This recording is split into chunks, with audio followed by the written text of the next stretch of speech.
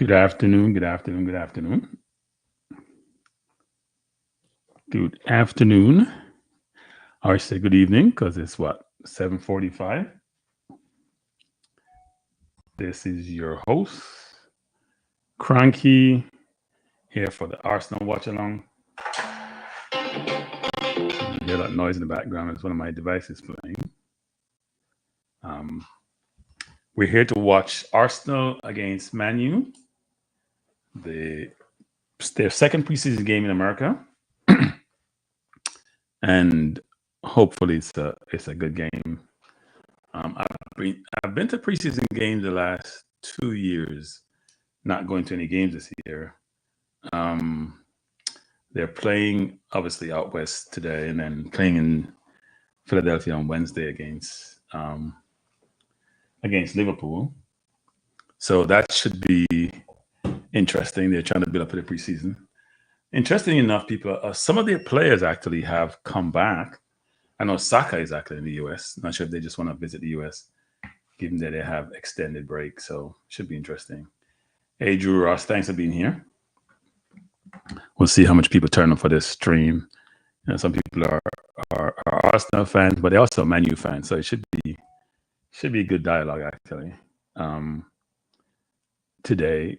And I went to watch Arsenal 2 years ago in Orlando play Chelsea. And that's when I realized that we were going to be good because, Chelsea could not touch the ball, people. First of all, it was a sold-out game in Orlando, but they looked really good. That's when Saliba came into the team. And that was the year we I must say we choked on the final say. Drew Ross and Manu checking in. Bless up Manu fan, Drew Ross. Hey, Drew Ross, I think it's time you sort of switch and come to the team that look like they're going places, right? Why are you at Man U when you know your team is not really going anywhere? You did win an FA Cup last year, so you can say you won more than us. But you should come hang out with the Arsenal fans. We look like we're going to be good for a while. I think the big question for Arsenal is if we don't win the league this year, where we go? Because the last 2 years, we have really been competitive. I think not last year for that we should have won the league. We had the lead, and then we lost Saliba to injury, and it went downhill from there. It sort of shows you the importance. We spend a lot of time as fans very much focused on offensive players, and we don't give enough credence and enough focus on the defensive side of the ball as we do the offense, because people will say we need a striker, which we do, but they don't realize that Arteta seems to be building from the back forward, and he's leveraging off the Pep concept, which is if I have four, it looks like he's going to have four center half playing his defense, right? Because if you think about it, Ricardo Calafiori, who is now taking his medical, is probably going to go to the US, may play on Wednesday against Liverpool. He's a center back, whereas a left back who's been playing center back, so he can play both. Very versatile. Gabriel, Saliba, Ben White, all have played their careers at center back. Timber has been a center back. So you look at 5 of the players there, all versatile, all can play. I would say 3 of the 5 can play the inverted. It's really a good setup for us now. Yeah, Drew Ross, I do think we need a striker. We have good players up front like Jesus and Havertz, but we definitely need somebody who can score 25 goals. And we're scoring goals by committee now versus relying upon one person, which is good in some respects, but bad in some respects. Bless up, Ulrich. Thanks for joining.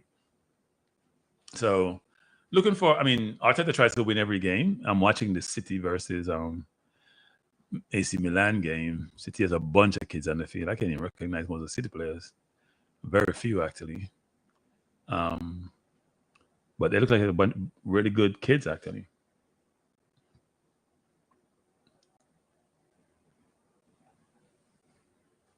Awesome, Brian Burke. Awesome. So the Arsenal fans are turning out. I used to go to baseball game, Brian, but I will admit the game in person is much better than the game on TV. Because when you go to the game in person, you get a better understanding of the nuances of the game. It's a much more complex game than it seems at home. But I can't. I used to be a baseball fan, but somehow I've moved. Big up, Eagle Republic. Thanks for joining. I can't say I'm a baseball fan like I used to be way back when the Mets were good and the Yankees kept winning. AC Milan just scored very good goal actually. Good setup. They look good. They what I realized that they're doing. Everybody nowadays, you hear me preach this a lot. Everybody's playing up from the back. Like you watch AC Milan a while ago, they're walking the ball up from the back, right? A while ago you look at that play, ball from the right back or right center half, played out wide, play into the wing, one time to the goal. People are playing the ball up the field, drawing you in, trying to get behind you. And you hear me preach that for Jamaica so much about being technical. It's important to be technical, actually, right? Can't play football and just kick the ball on the field. And I mean, here's another point people want to make. Actually, and I'm having a show on. I'm having a couple of shows on Monday. Actually, one for my what was I gonna say?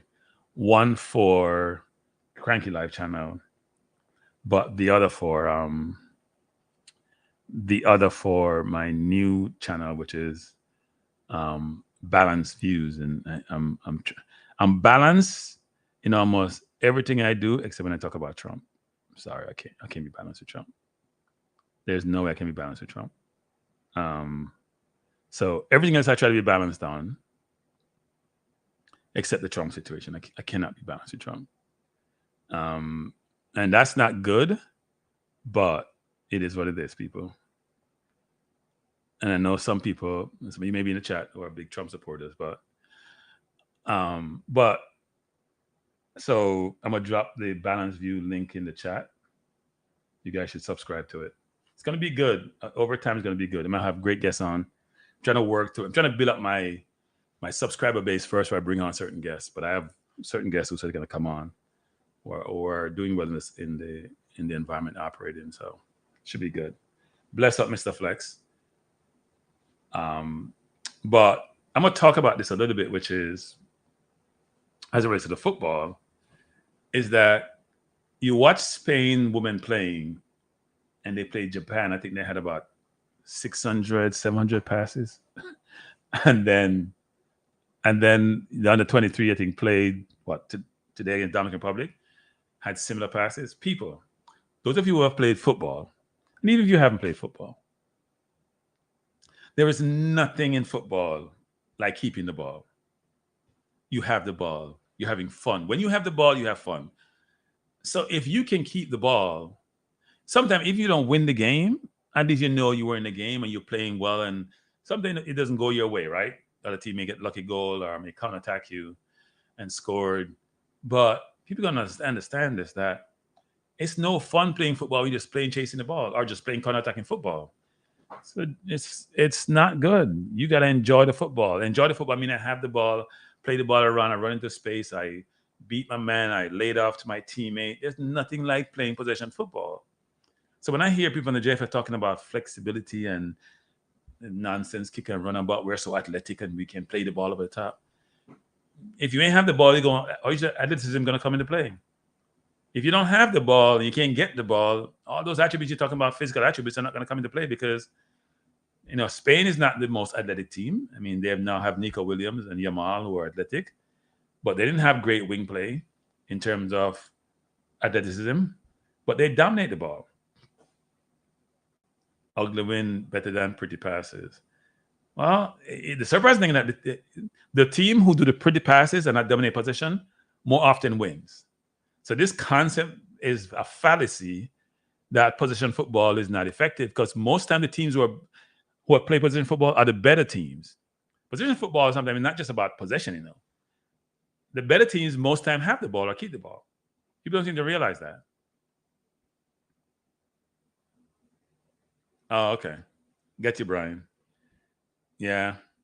I don't watch as much baseball. I only watch now when like the playoffs, and even that I struggle with. I have to sacrifice some sports, so baseball got sacrificed. So I watch basketball.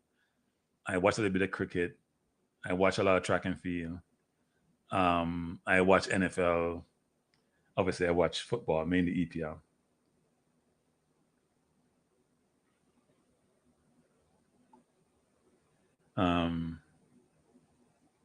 Yes, Dominican Republic. I'm gonna make this prediction.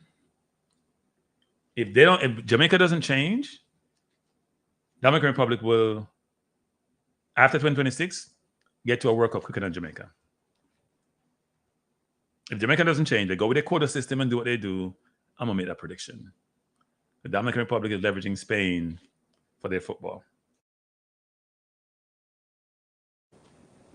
And by the way, they keep the ball. They don't play kick and run football. When they came to Jamaica, even though Jamaica won, and look, this is a baseball country decided to play football, and they can keep the ball better than us, which is side activity. It's all about the teaching, about being technical. And maybe somebody can tell me when last has Jamaica produced a very, very good midfielder? Tell me last time Jamaica has that. So if you think about forwards, you can think about not Peter Shelton. You can think about Sheldon, who's from our view. You can think about Fuller, for example. And I've said it before, even the guys who didn't play for Jamaica, like Sterling and what's his name from Liverpool? His name is slipping me. Barnes. You can think about De La Pena, who played way before them. If you go to all those players that we produce, you can't find too many midfielders who are deemed to be excellent, who have played at a high level. We don't have that. And that's probably for the Caribbean in general. The Caribbean play like Dwight York, for example. But we don't have that. He said Jermaine Hugh. I know Jermaine. But Jermaine Hugh was a good footballer. But what level did Jermaine Hugh play at? Did Jermaine Hugh play division? Did he play championship? Did he play EPL? Did he play for a long time in the MLS? Where even the Chris Dawes, or if you go back even to Whitmore and all of them, if you go to Andy Williams and all of them, Jamaica can produce. We don't have anybody play at the highest level in football. You have Bailey, who played for Aston Villa for Jamaica, right? You even have Whispers going to Chelsea now, looking to get into the EPL. You had Fuller, you had all those players, right? Even with Trinidad, a Stern John, a York. No, but I'm talking about locally produced footballers. And even Rabel is a different situation. Rabel has the ability. Rabel just don't have the temperament to do the right thing, actually, or make good decisions. But we don't produce footballers in midfield, and I showed the other day when I was trying to make the case for a Spain coach, how many quality midfielders Spain produce. Like, they have abundance of them. Right now, there's about 5 or 6 Spain midfielders people are pursuing. Right? You look at what they're trying to do, whether it's Luis or Marino. You just look at it, midfielders people are trying to pursue. The kid from Leipzig. It's a ton, not from Leipzig, from Bayer Leverkusen. There's a ton of them Spain have. The Gavis, the Pedris. They just have midfielders galore who can keep the ball. And that's the bridge between your defense and your forwards. So if you have great midfielders and you have some forwards who can run, you imagine how good Jamaica would be? I think we're missing that. And that's because of lack of quality coaching, frankly. So it's going to be interesting to see what we select as a coach and what we do going forward. And by the way, I know the JFF is trying to improve the coaching. But I think what they also got to think about is, where are you going to try to improve the coaching? Where, frankly, are the instructors from? Because it's almost like going to school to get an undergraduate degree. It depends on what university, what college you go to. Right? You may be because everybody got teachers, right? We seem to have this misconception that football is so different, whereby I'm going to get my C license, I'm going to get my B license, I'm going to get my A license, pro license. And we're not thinking about who's providing instruction. How is that different from any other university? If I'm trying to get an undergraduate degree, or graduate degree, or PhD, the concept is still the same. Who's teaching me? What am I learning? What practical am I taking? Who's providing that practical? Because it's a combination. Bless up, John Powell. Thanks for joining. It's a combination of theory and practice, right? So I'm not sure people realize that this is not just about I get a C or B or A license. Where am I getting the license from? And if it's in the Caribbean, really? Those are the instructions, only instructions? We're not getting instruction from outside the Caribbean? Is the curriculum stuff that we're saying that wherever you get the license, you're going to be a great coach? I don't think so. I think that needs to be revisited. That's why people go to Ivy League schools, for example. That's why they go to the UWI and don't go to some other schools. Yeah, Trinity lecturers. And that's the question. Where's Trinidad in football? I don't want to lecture from a country that ain't playing no good football. Like, seriously, people, think about this, people. You know, I haven't had this discussion with Rudolph or anybody else about this, but this is important, people. We say people are going for their pro license in CONCACAF. Like, who is teaching you? Where are you learning from? People, I did drop my I'm gonna drop it again. Who's teaching you, people? I'm dropping my link throughout this program because I want you to subscribe to my other channel.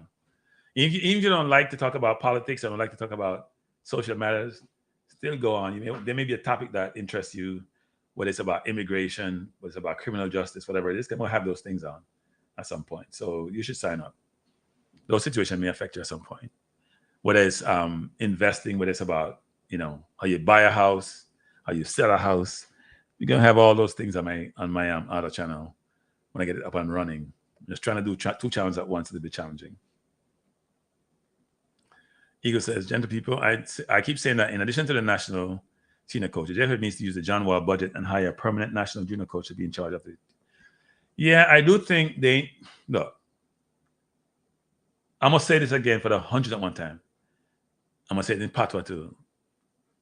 Go Spain go find a coach. Just like how Spain went into their junior system, or it's not even the coach of more prominence, and find a coach for the Euro senior team people. Right? The senior team coach who won the Euros. You go look at his resume.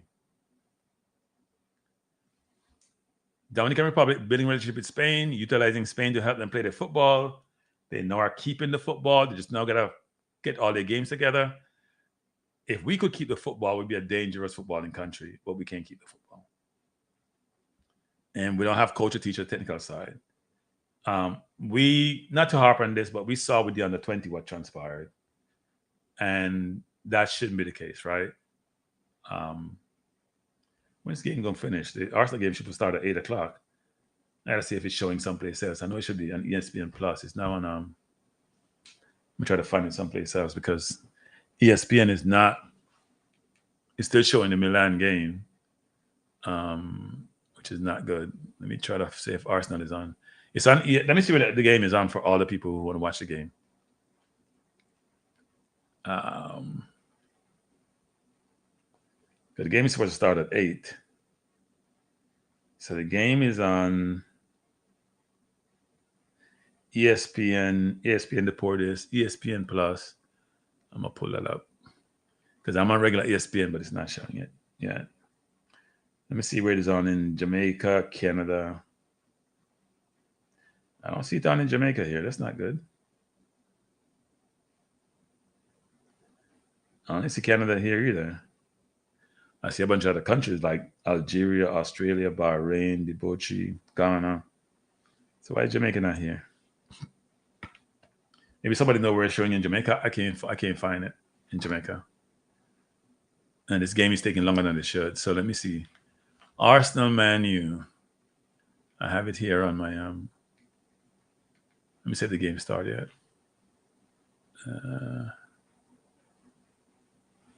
It's supposed to be on regular ESPN, but the Milan game, Man City game is still on. So if you're just joining us, this is a watch along for the Arsenal versus Manchester United game. I know I have some Man U fans in the chat. Mr. Flex says, Kranky, Jay is not willing to spend the money to get a good coach. Come with somebody they can control and tell how to do it. Yeah. I do think, though, that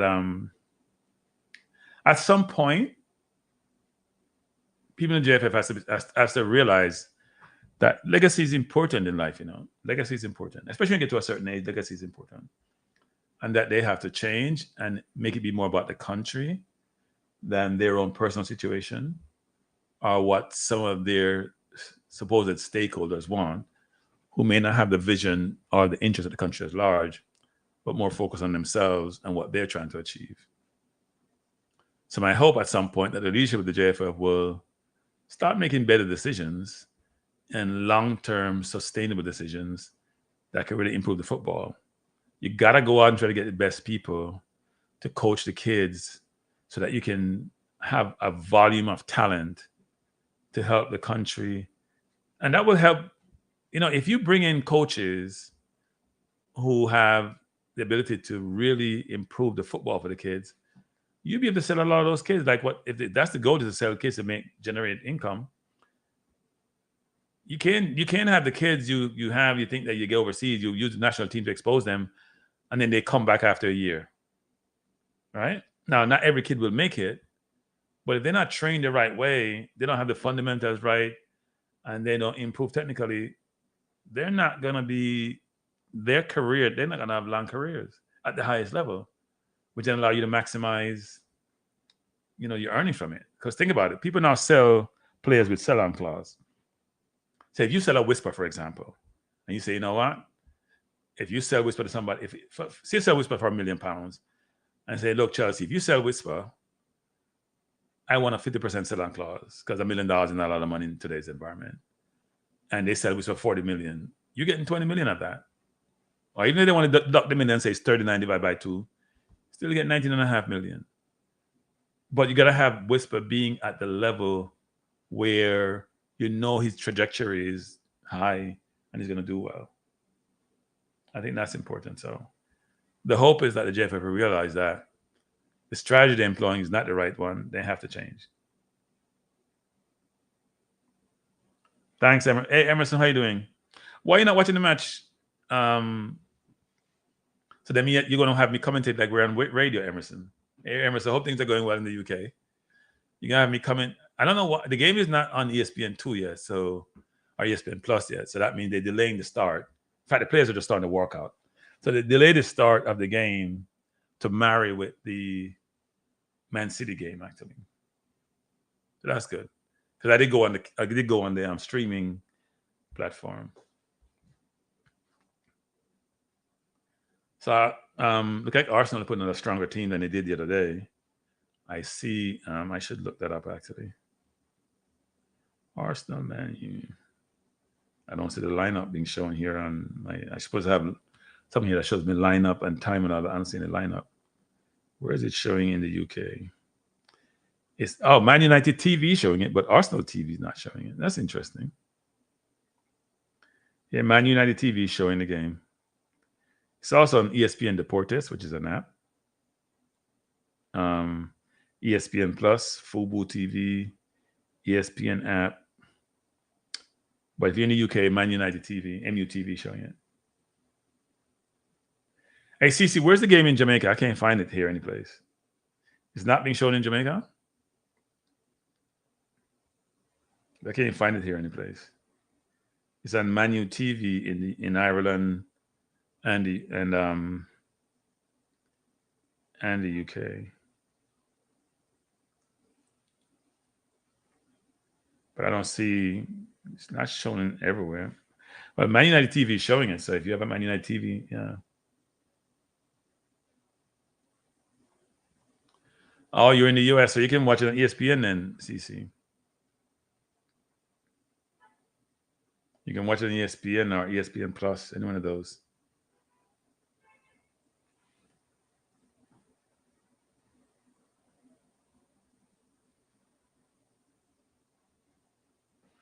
Yeah, I don't see it in Jamaica, people.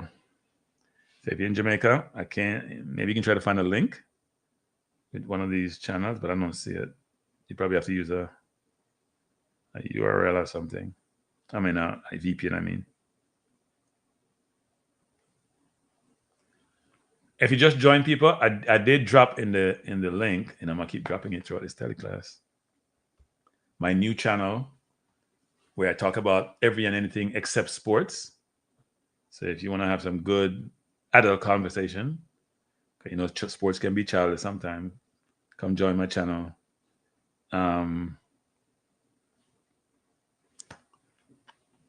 It will be on. I'll probably do 2 shows a day. One for my other channel called Balance Views. So the team is Jesus, Trossard, Nelson, Nwaneri, Jorginho, Odegaard, Zinchenko, Heaven. I've never heard of Heaven. Timber, and Hein, who played well the other day, was the goalkeeper. So Hein in goal, Heaven, Timber, White, Zinchenko, Jorginho in the midfield with Nwaneri, who and Odegaard. Nwaneri is I've said this before, people, and I got grief about this. And I heard AFTV, the game just kicked off. Arteta has not brought through 1 academy players. So maybe Nwaneri will be the first player he brings through, because the kid has talent. They did work real hard to get him in the team. So it should be, they did work real hard to actually keep him, because I'm sure he's going to be like Hutchinson and others, thinking, well, there's no opportunity in Arsenal first team, given where the team is. But they gave him much. He played last game. He started last game. He started this game. So that's good. And he's just, 17? Really good prospect. So the game is off. Arsenal is pressing people, pressing real high. And maybe some of these teams, I see Jamaica trying to press under 20. Maybe they should watch how pressing is done. Effective pressing. Jesus is on goal. Takes too long. That should take too long with the ball, Jesus. Had the ball open on the left, and he hesitated, trying to go inside, and got dispossessed. That's his problem. He's a very good footballer, but can't score to save his life. Eagle says, I was just waiting to see how long it was going to take before your boy Trump pulled out the Jewish rabbit out of his hat. How can he accuse him of being a Jewish hater when her husband is Jewish? Well, look, Trump is desperate, right? He pulled out of the debate, which says everything. When it was Biden, he won the debate because Biden couldn't tell which day it was. Now he has a former prosecutor who is a very brilliant person. That's why she's achieved what she has. And he's going to use anything in his repertoire to try to make a case, right? The whole Gaza situation, you heard Kamala came out. You know, people, I'm going to talk about that too much. Come on my channel, because Monday, I have a lot to talk about this. That transpired over the weekend, whether it's Trump panic, whether it's Kamala's perspective on the Middle East, whether it's the momentum that she has, whether it's whether or not she can win. Come join me Monday. Should be about 9 p.m. I haven't put the link up yet, but about 9 p.m. Monday to talk about this. I'm going to have a show from 6 to 8 like I normally do on my Kranky Live channel. So the channel name is Balance Views, and obviously this is Kranky Live. Good game so far. Arsenal with the ball. Oh, brilliant move by Nelson. Nelson looking good in preseason, you know. His end product needs improvement, but he's looking good in preseason. He's showcasing for another team because I know he wants to leave. Well, he doesn't want to leave, but he wants playing time. Yes, Drew Rossi should have. That's his problem. It's almost like he wants to beat somebody before he scores. Like when he picks the ball up, he should just pick his corner and score, but he took too long. And he also wasn't aware where he was. Anyone near his quality. Look at that pass. Arsenal with the ball, middle of Man U half. Nelson dribbling down, plays it back to White, back to Nelson. Try to beat his man out of bounds. I think Arsenal take these games pretty serious. I think Arteta is trying to make sure when the season starts that Arsenal is ready. So he take these games pretty serious. Okay, Emerson, I didn't know Heaven. I've just heard the name. What a name to have, by the way. He must get teased a lot or praised a lot. One of the two. Obviously, that's his surname.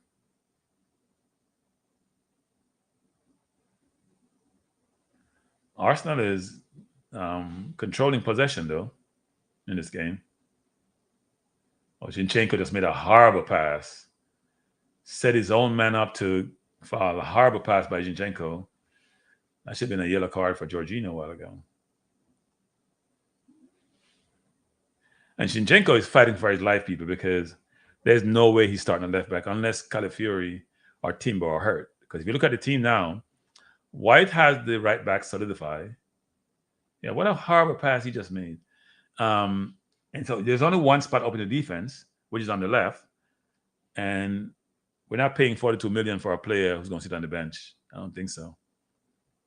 So I think Zinchenko is either going to be sold on the bench. And frankly, Arsenal is going to have 4 center backs in the defense because I think we have about, 6 center backs now? All of them can play, well, I'd say 4 of the 6 can play right or left back between Saliba, Gabriel, Tomiyasu, Ben White, Calafiori, and Timber. Oh, did I say Timber already? That's 6, right? The 4 from last year, plus Calafiori and Timber. That's 6 center backs, all sturdy, all decent size. 4 of whom can play out right or left back. So we're building a team like Man City, who have a lot of center backs who are playing defense. So brilliant move by Man U. Oh, almost scored there, actually. Man U actually should have probably scored that goal. Good nutmeg by Man U. Went down. Player didn't pick his corner. Who made that? Who shot that ball? Looked like he was... couldn't tell who shot that ball for Man U.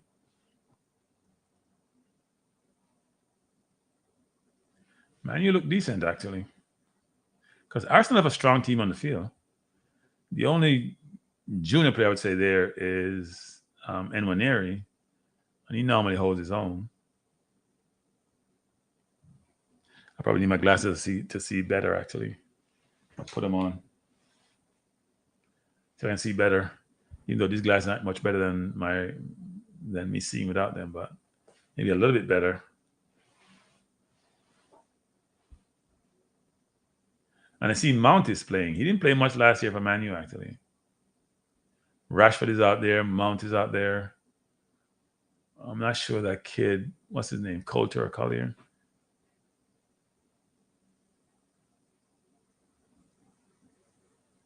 I think it's Diallo who made a shot, actually. He's going to be a threat for a position in Man U this year. I think last year he came on at the end of the season. So they probably have, Sancho, Rashford, Diallo, and what's his name, the Argentinian? They have decent Ahmad, yeah. They have some good, decent wingers this year. And they have competition for places. So we see Timber playing center back. I don't see Gabriel. That's interesting. I mean, did Brazil get knocked out a while ago? I know the Copa took longer than, but I thought he'd be back by now.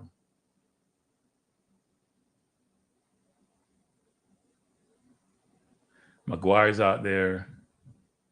I'm trying to see all the Man U players. Man U's playing well. He's keeping the ball really well.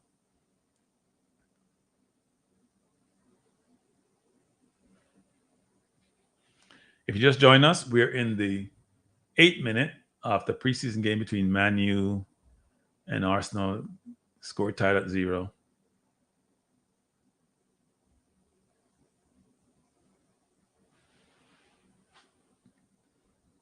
Both teams have a good amount of players in this game, unlike the last game. Oh, Gabriel is on the bench. Okay, that makes sense. I didn't see him on the bench. I was wondering why he wasn't there.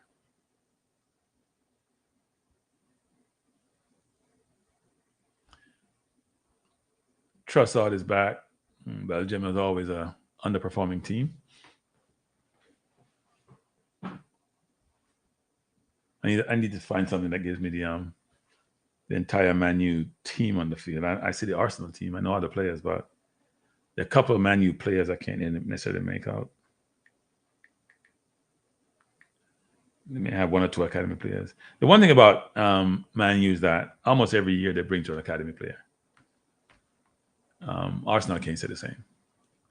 Even though we have academy players in the squad, but apart from Saka, I don't think there's anyone there who plays on a regular basis. And when they're out wide to Trossard, crosses, ball headed out by Maguire. Timber with the ball. Nelson with the ball for a pass. Go to Nwaneri, to Nelson. Nelson with the ball. Oh, that should be a penalty, referee. No? I think the referee stopped him or caused offside.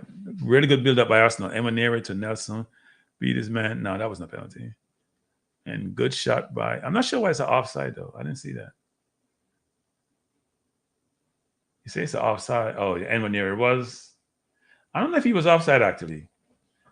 If you look at where the field is lined up, I'm not sure he was offside. It looked offside if you took the right angle, but if you look at the edge of the grass, it didn't look offside to me. So Arsenal does look decent. And Arsenal's only made one... Well, they made 2 signings this summer. The goalkeeper, Raya, who was on loan, was bought permanently. Oh, goal by Manu.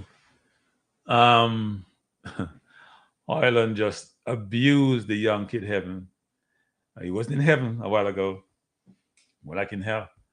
He just got abused a while ago. Really bad goal for him to give up. One-on-one with Highland. He took him inside, held him off, and instead of Heaven just use his body and try to force him out, he didn't. And Manu scored. Between hind leg, actually. Really a bad goal to give up. So ball played about top by Rashford. One-on-one with Heaven.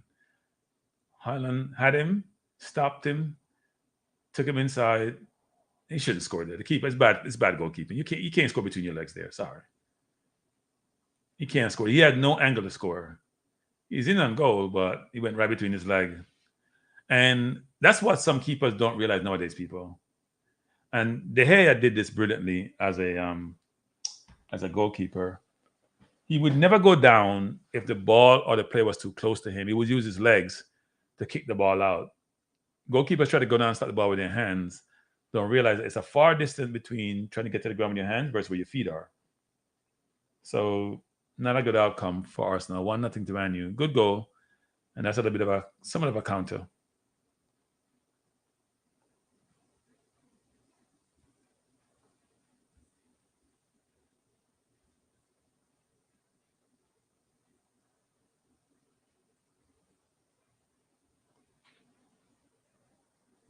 Yeah, no, that ball shouldn't go between his leg there. I mean, it's bad goalkeeping. He kept brilliant in the last game, but there's no way that ball should go between his leg. Sorry. I thought Højlund would have gone far post, but yeah, the keeper had to do better than that. So we're not using. So I guess Ramsdale is still on vacation, and so is Raya. So Hein is the keeper, and we need to buy another keeper anyway because Ramsdale may be sold.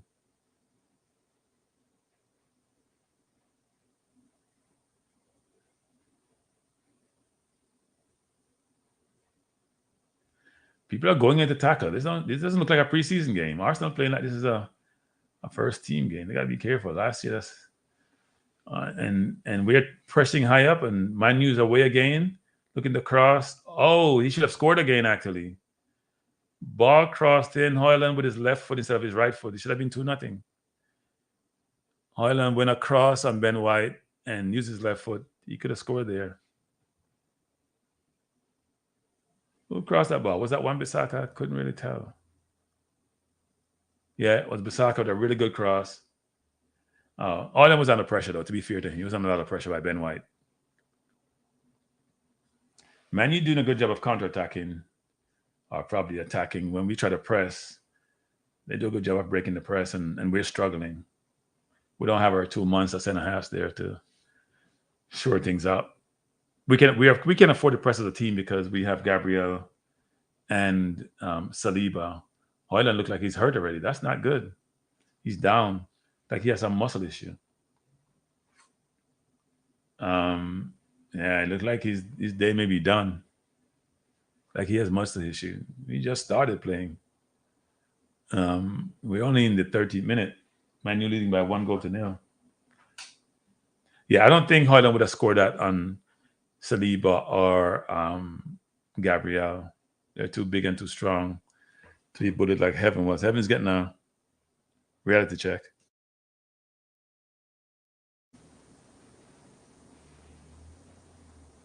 See, Man U has a forward warming up. I think what's the new forward you bought? Is that Zerky?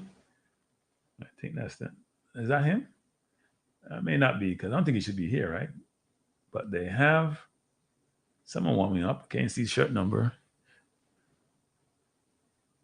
Yeah, you gotta make a change. Too early in preseason to go down, Highland. It's not a good deal. Not a good thing. Not a good thing at all.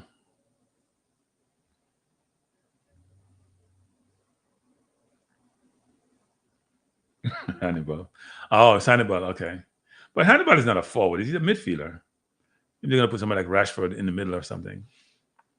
Yeah,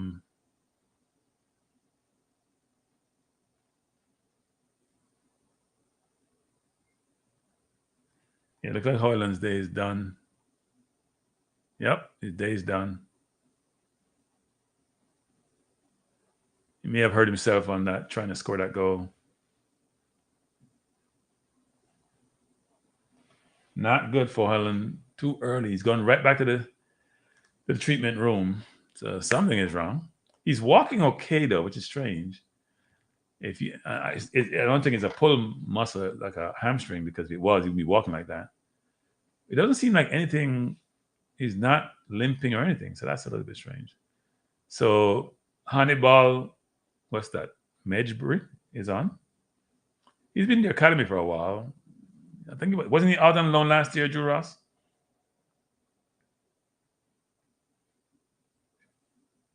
Yes, Duckland, Manu scored, but we'll correct that. We'll bring on some help second half and change that. My defender heaven in the defense wasn't in heaven a while ago. Highland put him in the blender and misused him. Okay. We're in the first 16 minutes of the game. We already had one casualty. Hoyland, who scored by bullying Heaven, just seems to have pulled up, went back to the treatment room, and he's off the field, and Hannibal has taken over for him. Oh, what a blunder by he almost had a mistake made by the Man U goalkeeper. Onana came out and was in no man's land. Man U playing well though. They're playing really, really well. They're playing the ball around us. I mean, we're trying to pressure them and can't get close to them. Uh-oh. That was a good shot again by Diallo. Hamad Diallo is playing well. I think he's going to give competition to the wingers for Man U this year. Maybe not as much as Rashford. Rashford will play because of his reputation. But I think Sancho and what's the Argentinian name? His name keeps escaping me. You're going to have some competition on the right this year. You know, Sancho is mainly a left-sided player.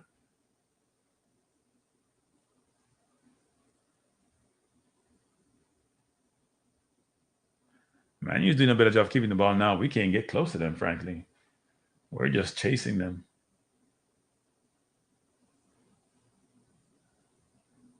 It's a bad turnover by Man U. No pressure. Well, a little bit of pressure, but not a good turnover.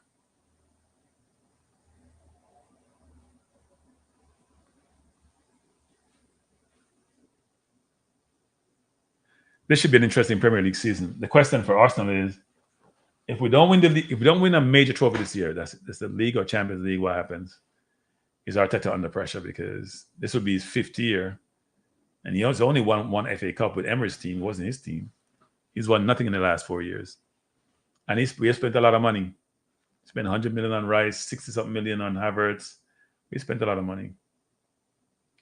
I think we need to get Nelson to play for Jamaica. I think Nelson has ability, and we'll do. If Nelson comes for Jamaica, if we get Nelson and Greenwood with the current wingers we have, then this competition for places would be good for Jamaica.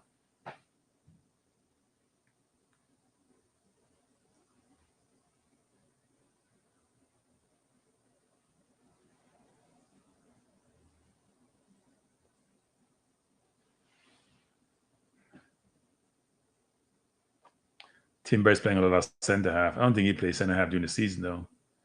I'm not sure how that will work, where he's going to play. The view is, I saw some predicted lineup for Arsenal, and they had him on the bench. I don't see how that works. They had Calafiori at left back, White at right back, and Gabriel and Saliba in the middle. It's going to be interesting to what Arteta does, because I think Timber was our best player in preseason last year, before he got hurt in the first game of the season, and that finished his season. I thought he was our best player in preseason by a good distance, frankly. We are pressing, but we can't get close to the ball. They're doing a good job of keeping the ball and then trying to go over the top. So we got strategy on their part, which is, you know what? When we press, and we're pressing with like 5-6 men in a very small area, they can just change the ball. It's a different game.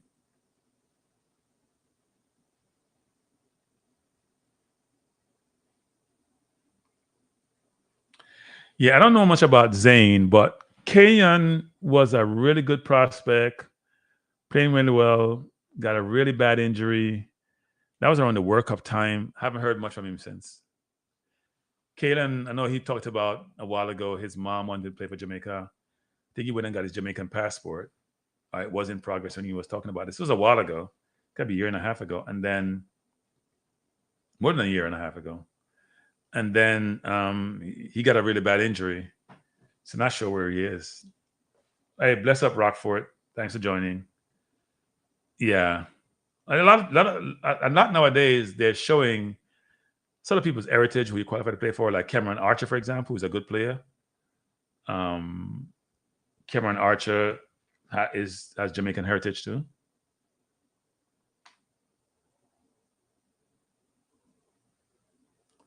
See, Odegaard is down. He got kicked by Casemiro. I'm surprised Casemiro's still at Man U. Yeah, oh, he fell really hard. Oh, it's a hard fall. Like he hurt himself. Don't hurt yourself in preseason, Captain. Can't afford to lose you too early. We had that last year with Timber. And we surely missed him because our left back situation wasn't the greatest.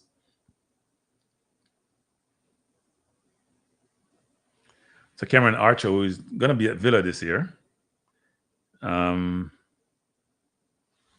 Good player, quick, have some skill.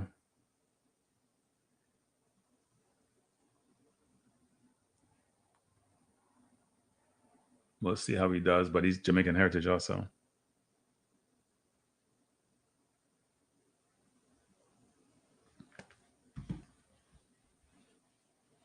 If you just join us, we're in the 22nd minute of the preseason game between Man U and Arsenal. Man U lead by 1-0.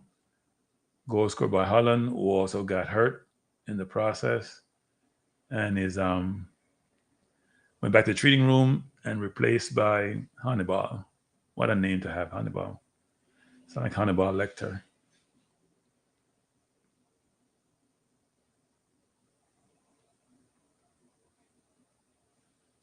And one more recent news, people, is the situation with Canada. You know, their women's team at the Olympics was caught sending a drone to spy on their opponent. They have lost 6 points, so they're probably out of it. And also, the FA been fined $200,000 by FIFA. So they come down on them hard. I know Bielsa did that for Leeds. People do that. And supposedly Canada's been doing that for a while, people. Spying on other countries who they're supposed to play.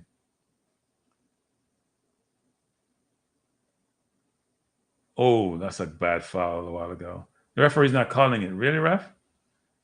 That's not good. That's a foul a while ago, referee. And Arteta is not happy. Yeah, it's a foul. I don't know why the referee is not calling back. He turned him. Yeah, he went through him to get the ball. That's a foul. That's poor refereeing. I don't know how that's not a foul. I mean, how is that a foul? That's CONCACAF referees anyway. It must be. What is Ben White doing? We can't seem to move the ball upfield anymore. We were doing so before, but we can't seem to do it anymore.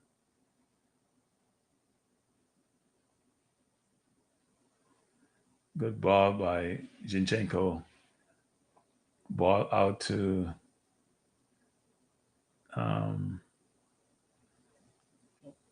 what's Timber doing so far up the field? By Jesus. Brilliant turn by Jesus.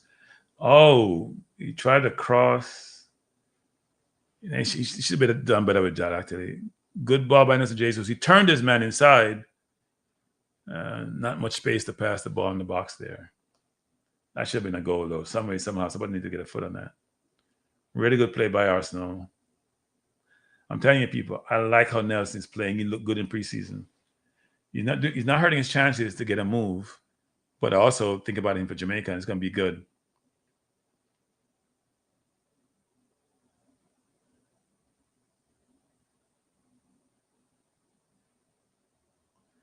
Ben White with the ball to Nelson. Nelson looking for a pass, going by one man. And when near to Nelson, back to Nelson. Ball out wide to Zinchenko, back to Nwaneri, looking for a pass into Trossard. Arsenal keeping the ball well now. Trossard looking for a pass, can't find one. We don't have people in the box. That's the problem in Arsenal. We don't get people in the box. We have no big center forward we try to get the ball to. So we play the ball outside the edge, go around the circle, and can't do nothing with it.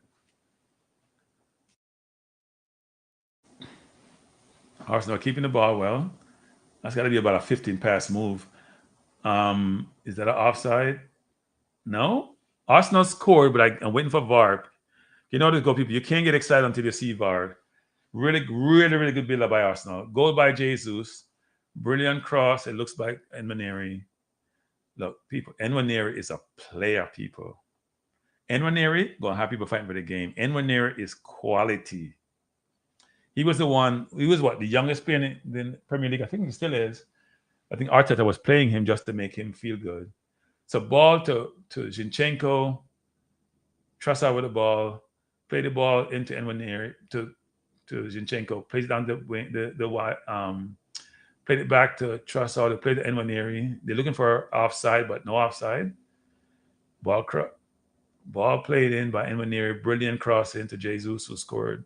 I think Maguire was keeping Jesus onside.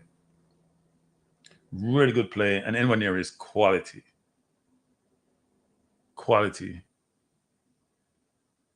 Real quality, real quality. Arsenal have a gem there, people. I heard we're losing Martin, the kid that scored, 30 goals in 18 games? But that may not totally be the case. We'll see what happens there. So if you just join us, game is tied at 1. Arsenal fans are excited. But I can't tell if there's more Arsenal fans in the stadium than Man U fans because they're wearing colors which are very similar. I think my feed is starting to mess up, actually. Yeah, ESPN is messing up people. I'm not sure what's happening. I think both these teams are going to be good this year, actually. I think both Man U and Arsenal are going to be good this year. So Man U was kept onside by Maguire. It's pretty close, actually. I don't know if Jesus was offside or not. It's close. So Jesus was onside when he got the ball. He may have run offside before the ball was passed. He may have run offside. That could have been offside. I'm not sure they have VAR or not. I doubt it. Manu with the ball in the middle of the Arsenal half. Diallo taking on Zinchenko. This should be easy by Diallo. Play the ball down to Mount. Shot in. Good save behind. Oh, Nwaneri is fouled there. Nwaneri will make this team this year. He probably will be getting decent amount of game time this year to people. The kid is 17, quality. Ahmad played the ball down to Mount, who shot at goal. Mount didn't know what he was doing. I mean, if you're going to go to goal, try to pick a corner. He didn't pick anything, just shot straight.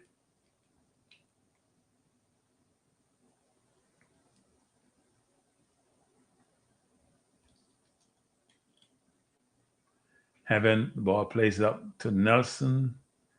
Brilliant control by Nelson. I'm telling you, Nelson is playing well. Bad pass out of bounds, but kid has quality. Kid has quality. Duckland, if the offside is not given, it's not offside, Duckland. There's no such thing. If the goal is given, it's not offside.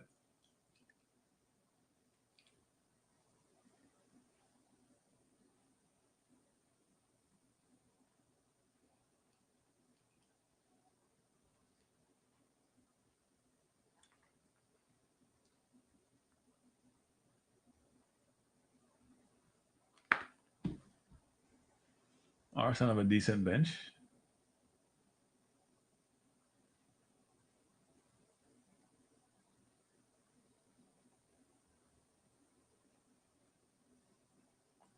The ball is in the middle of the Man U half, throwing to Arsenal.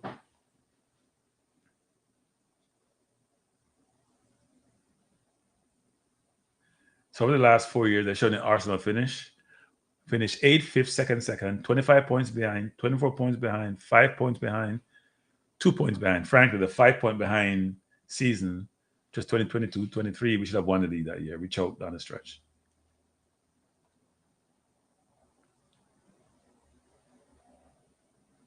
And by the way, people, Enrineri also plays defense. So he's just not a player who is offensive minded. He also plays defense. Rashford dispossessed.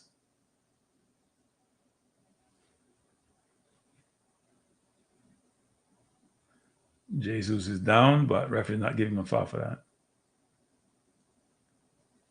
So people, on Monday, I'm doing 2 shows. One show will be my normal Kranky Live, where I'm going to provide my predictions for the Olympics and talk a little bit of football. Should be a good show. And then, so that's 6 to 8, and at 9 to 10, I'm on Balanced Views, my new channel, where I talk about the hot news of the day, which is mainly around today, around the current Vice President Kamala versus the criminal Donald Trump. Bless Prestine, how you doing? And I don't know how to call Trump by any other name. He's a convicted person. So he was convicted in civil court for sexual assault, and he was convicted for cooking the book. So he's a criminal. So if you have any Trump supporters in the chat, I can't help you. I don't have a better term to describe him. Some people say he's a former president, but he wants to be a dictator. I can't deal with dictators. I like my freedom. They're getting water break. 31 minutes in. Water break. I like how Nelson's playing. I'm telling you, he's been good in preseason. Not getting any end product, but he's been good in preseason. And I hope he comes to play for Jamaica. Because I think we can really use him. We need players who can keep the ball, and he can keep the ball. I see Havertz on the bench. So a lot of the players are in. Partey on the bench. Havertz on the bench. And it's interesting because we're chasing Marino. So if Marino comes, does Partey go? That's the question. I think Marino can play 8. Probably can play the 6 too.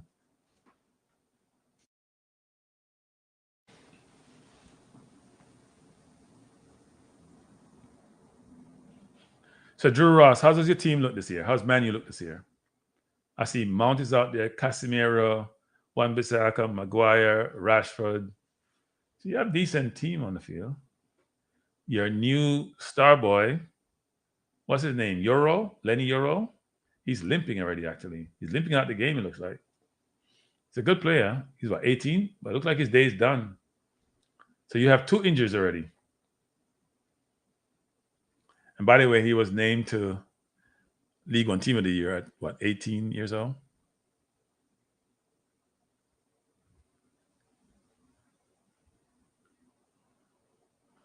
I wonder if he's okay. He looked like he's limping, but he's still on the field.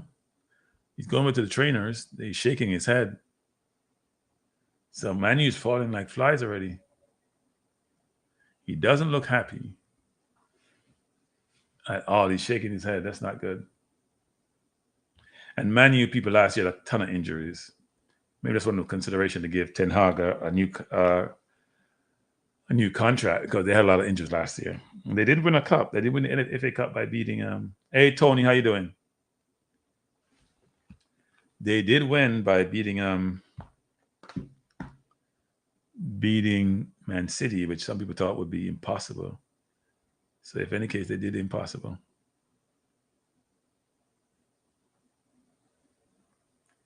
They did do the impossible.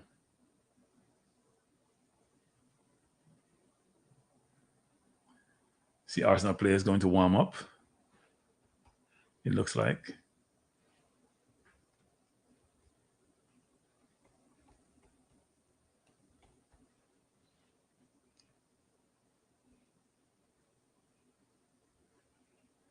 If you just joined us, we're in the 33rd minute, or I should say 34th minute of the first half.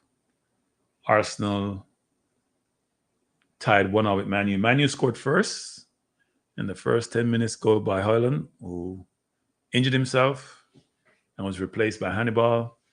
And now we have the young kid what's his name? Euro got injured and he's been replaced. Going to be replaced. Substitute is not on yet, but he's going to be replaced. So that's 2 injuries for Man U in the first 30-something minutes. And Euro doesn't look happy at all. He's limping badly.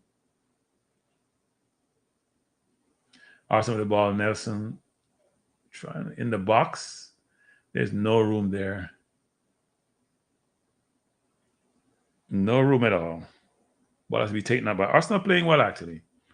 We're looking about early season form. But I'm really impressed with how they're playing. Some players don't look up to speed yet. Like, I don't think Jorginho looked up to speed as yet. First game I'm seeing him play. So, but Zinchenko looks decent. Timber is everywhere. I think Timber is a really good player. Really, really good player. He's going to do a lot for us this season.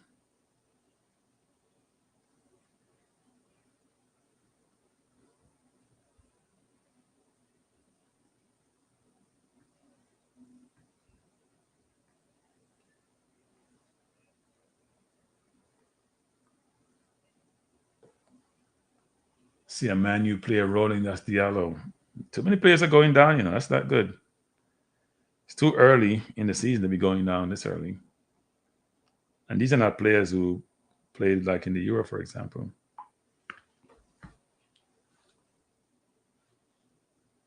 Amad Diallo looked like a really decent player. I know when Man U bought him from Italy, he had a good reputation and a lot of potential, but hasn't materialized so far. Yeah, they're playing good overall. They're playing good overall. Han Yumi. Interesting name.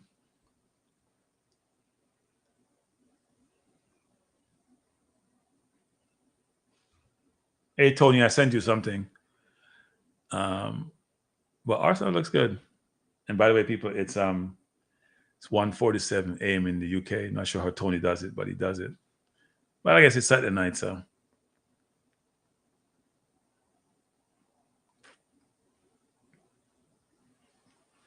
Jorginho trying to go over the top to Nelson. And Onana is off his line, boot the ball out for a throwing. Arsenal have the ball. I think both teams want to win this game, it appears, actually. Last year, Man U played really well. So we saw Manu, who looked really good in that game.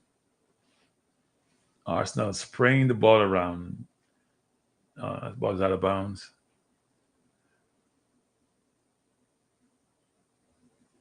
And I think in preseason, when you work on things like your press, for example, whatever strategy you want to employ, you deploy them in preseason. I think Arsenal is really trying to work on their press. Last year, Arsenal was interesting how they played, actually. The year before, we pressed really hard, pressed really high. We had more of a hybrid last year. We pressed some games, but sometimes we pressed within games. We dropped back. When we went to City, we played low block. So I guess we were much more flexible in our approach last year.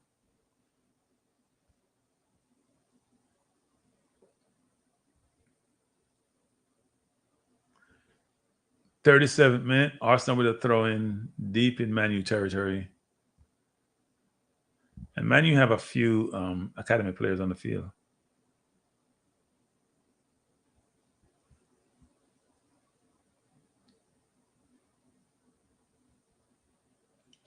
Arsenal have this play, which I saw Jamaica employ also, where when you have the ball deep in the opponent's territory, you throw the ball down to the touchline and have somebody run behind the defense. Jamaica did that really well against the U.S. when they scored in the Nations League. And I saw them practice it, actually. So it's a strategy people are employing nowadays. Try to get something out of your set plays.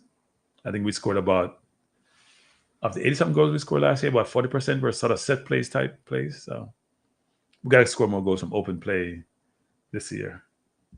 I think people realize how much goals we score from set plays. Nwaneri is just so smooth. Watch that ball, Nwaneri, 40 yards over the top, but Onana off his line on his chest. I think Onana can play out. I may be overstating it, but I think Onana has ability to play out. Look at that ball a while ago. He came out to the edge of his area, controlled the ball in his chest, and made a 35-yard pass up the field. One thing we know how to do, he can play football. He may not be the best shot stopper.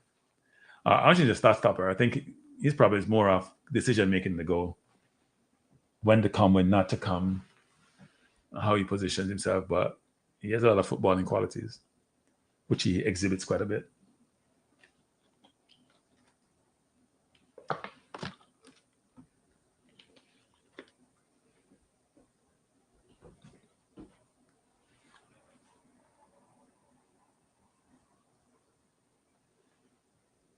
That kid Heaven can play. I mean, he got bullied by Harlan, but he's good on the ball. I don't know about his defensive capabilities, but he's really good on the ball. I think Arteta is building a team where everybody can play football. Brilliant move by Arsenal. Back at Odegaard to Jesus. Jesus beat his man, trying to beat him twice, try to beat him 3 times. Come back up the wing, plays it to Odegaard. Odegaard should just go inside. Now, does that change his mind? Play it up to Heaven. Heaven is way up the field. Beat one man, play the ball out wide to Arsenal playing beautiful football. Zinchenko looking to cross, change his mind, decide not to. Ball inside to Nelson. And Nelson's supposed to be playing on the right, and he's all the way on the left-hand side. Nwaneri, Nelson, back to Nelson, back to... I mean, Jamaica should be watching this type of football. Brilliant ball to Jesus, who mistimed his run.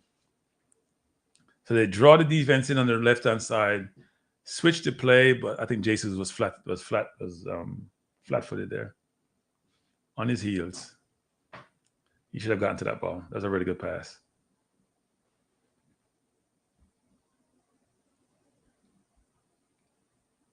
Just Jonas' game is tied at 1. And we're trying to press our Nana, which is hard to do because he's a good footballer. He's not just a goalkeeper. He plays with his feet really well. And he can use both feet.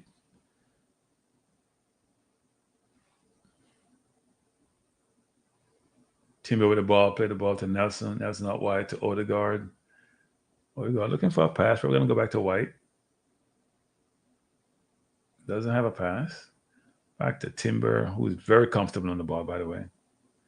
Odegaard trying to go wide. Really bad pass by Odegaard. Wins it back.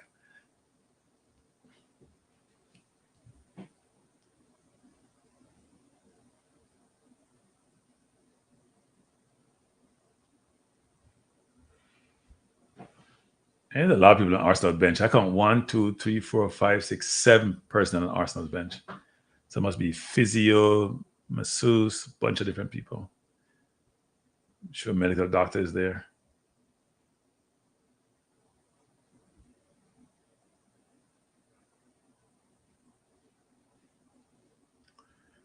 Zinchenko winning the ball, looking for a pass, can't find one.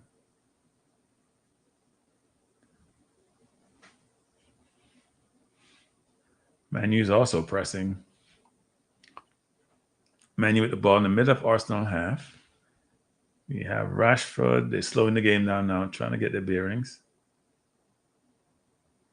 And they almost turned it over.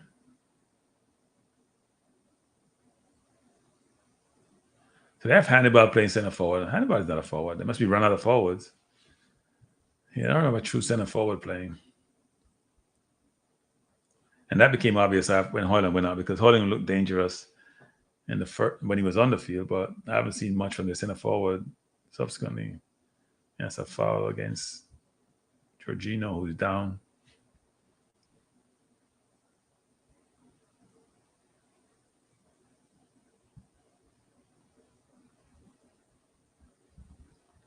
See Theo Walcott in the stands. I guess Theo must be like he's an ambassador or something for Arsenal. It looks like a sellout crowd, people. Well, not totally sellout. There are some empty seats. The price for tickets are pretty high, actually. I did look at the price for the Liverpool game in Philly, and he was, I think, like for any decent seat, over $200. And I was like, really? It's a preseason game, for Christ's sake. Game only cost $200 in the UK for a regular season game. What do you mean watching garbage? It's a good game. Garbage is getting 9-0, Yardi. Just remember that. That's garbage. Get 9-0 is garbage. A game between two very good teams with good players on the field is not garbage. It's good football.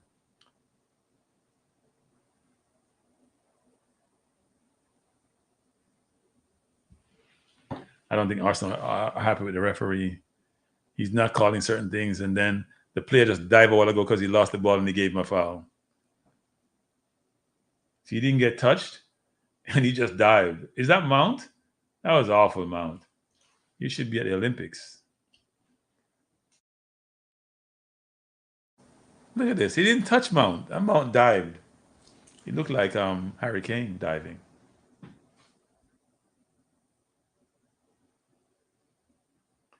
What do you mean disappeared? What are you talking about, Yardi? I'm confused. Arsenal almost gave up a goal by the defense relaxing. I have no idea what they were doing a while ago.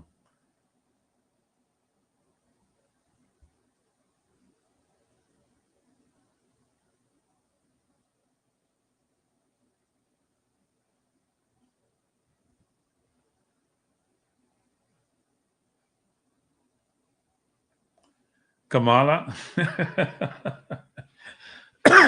Yadi. Hey, Yadi. Come join my channel on Monday. We can talk more about Kamala. Your boy Trump is feeling the pressure. So the man I run from the debate, Yadi. Talk about Kamala is not nominee yet. Like Biden was a nominee. Biden wasn't a nominee when he debated him. Don't you know for frightened, Yadi. Your boy Fred Kamala like puss. Hey, it's when a black woman decide to get real. Trust me. Don't mess with her. Don't mess with her. Your boy Fred. Fred. Join the channel. Yeah, join the channel. Join the channel. I dropped it in the link already.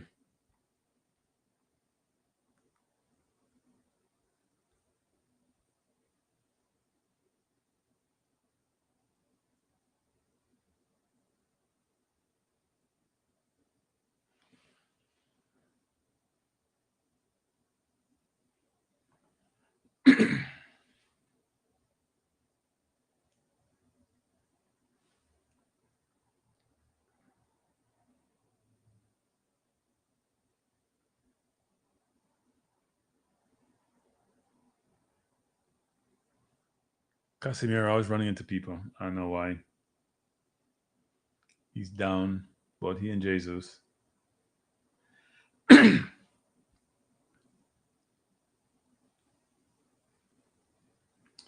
you just joined us. We're watching Arsenal versus Man U. Score tied at 1. Man U scored first by Holland. Decent goal, but I thought the defender, the new kid, Heaven, was bullied. And Arsenal scored for a really good build-up. Pass made by Nwaneri to Jesus. I think Duckland saying Jesus was offside, but you're only offside if the referee says you are. So.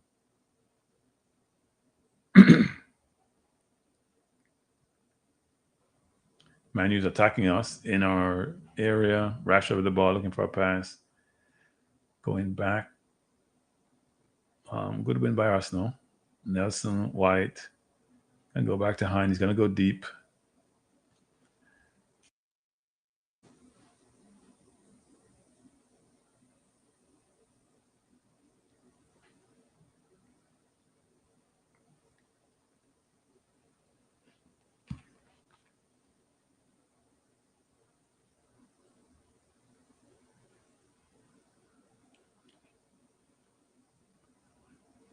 And we have 48 minutes in.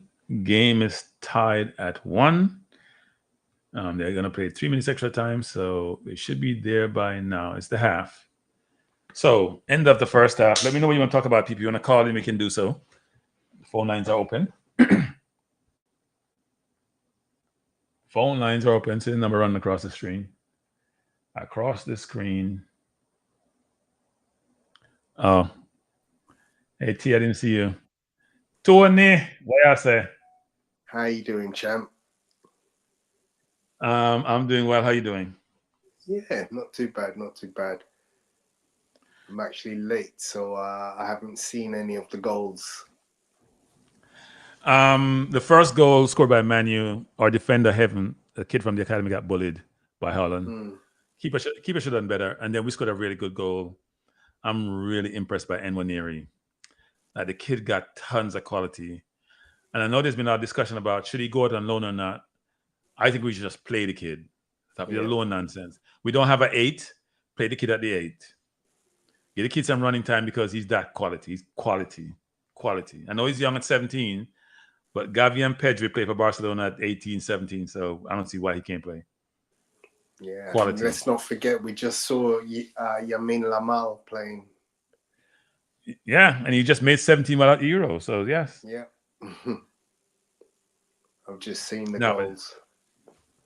And we had a kid, Martin, who was scoring a lot of goals that supposed to be going to Man U, but there's been some hiccup there. I don't know if it's happened yet. The Norwegian, big prospect. I just saw that they're saying he was gone, and now there is some hesitation about we must have gave him a really good, attractive package because he seems like he's maybe reconsidering. Hope he does. Yeah. Seem like a big talent. I mean, he's clearly got good finishing ability. Yeah, scoring a ton of goals. At least in the juniors, anyway.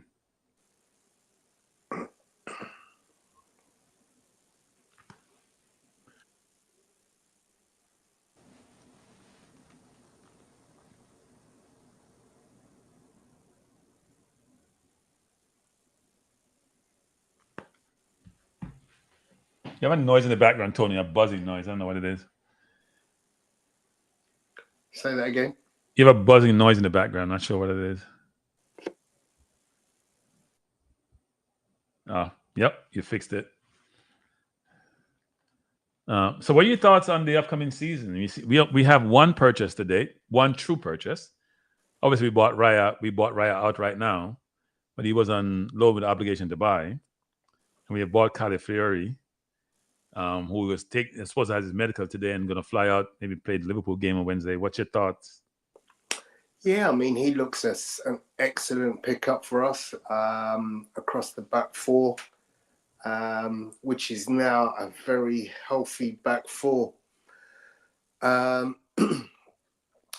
We just need to now pick up the extra 2 pieces up through the middle and up front. Obviously, we'll have lost some pieces to,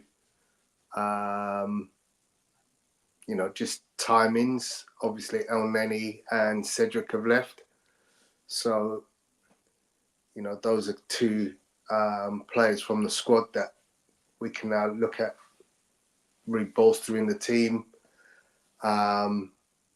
Tavares has gone on loan with an obligation to buy.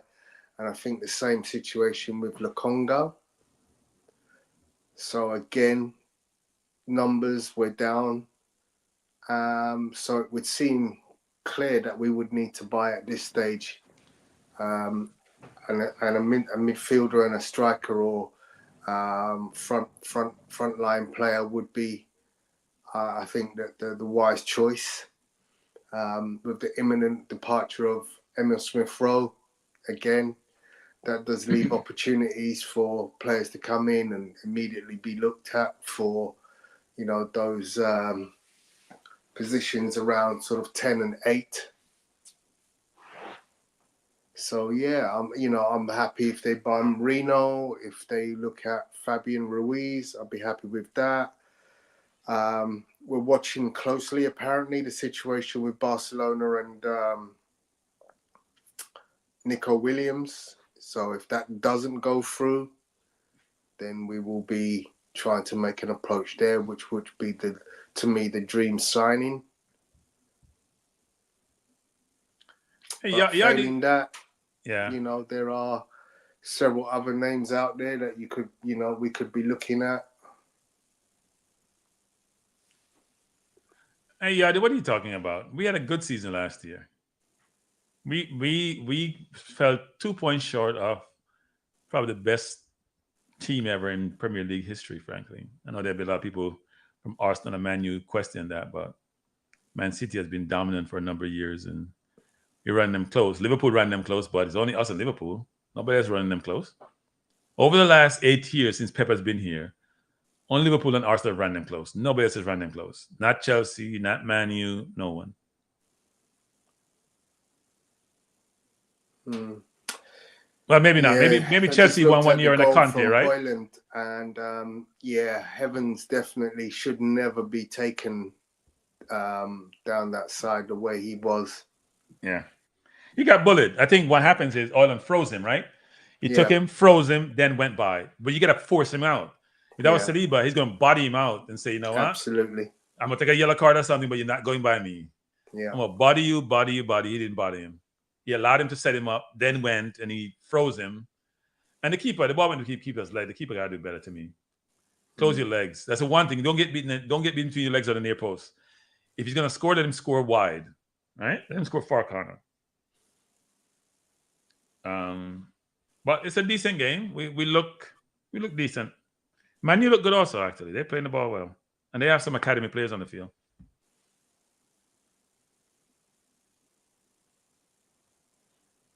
But you're right. I mean, I don't think we're going to get Nico Williams. I think he's going to Barca. yeah. I mean, they've made it clear that he's option 1, 2, 3, and 4. So Yeah. you know, they've made the fact that he is their number one option and nothing else matters. Is obviously you know, got to be a high priority for him. If you know, a club like Barcelona come and say, look, you are our highest priority, nothing else matters, we will, you know, clear the decks and do everything to ensure that is our main focus. So I wouldn't imagine, you know, unless they find it really difficult to do the business, that there's a way that they don't, you know, get the deal done. But yeah. you know, never say never. You know. That is true. I was looking at highest paid players in La Liga. This is amazing. So you remember there was always this contention. Can you hear me, Tony? Yep, loud and clear. Contention about Frankie de Jong. He's the highest paid player in La Liga. No wonder he didn't want to leave Barca, and Barca trying to push him out. He makes 721,000 euros a week. So you're talking about what? Almost 700,000 pounds a week? That's a lot of money. That's a lot of money. Why would you pay Frankie de Jong so much money? He was coming from Holland. Why would you pay him so much money? Even if you want him really bad. And next to him is Lewandowski, who makes 640,000 euro a week.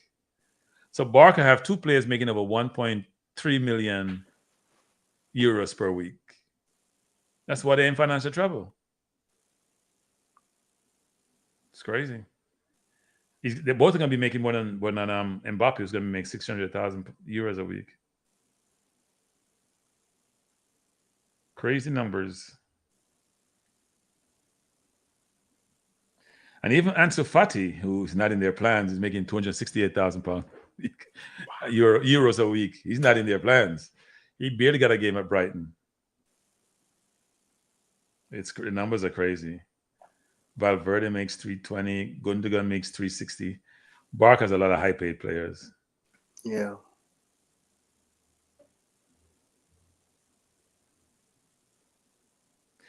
Inaki Williams makes more than his brother does. He makes 219. Where does he play? Atletico Bilbao? Yeah. He makes 219. That's a lot of money for Atletico, isn't it? Yeah, but remember, Atletico never buy their players. All of their players are Basque players from the local area. Yeah, but still, it's a lot of money to pay out for salary for. Yeah, right? But if you don't ever pay transfer fees, you look at their transfers, they never buy a player from outside. Yeah. So you can literally throw all your money at salaries because you know all your players never have a transfer fee. Those transfer fees are consumed into the yearly contracts. Yeah. Hey, Yadi, what do you mean she's a true Yardie pirate? You talking about Kamala? What do you mean a Yardie pirate? What does that mean? Her heritage is her heritage, isn't it? You should be glad you have a Jamaican going to be in the White House, running the country. even if she says she's part South Asian, part Jamaican, part American. She's part of a lot of stuff. Married to a Jewish person. You have the Rainbow Coalition in the White House. She'll be glad. At least you don't have a racist in the White House if you have her. That's for sure.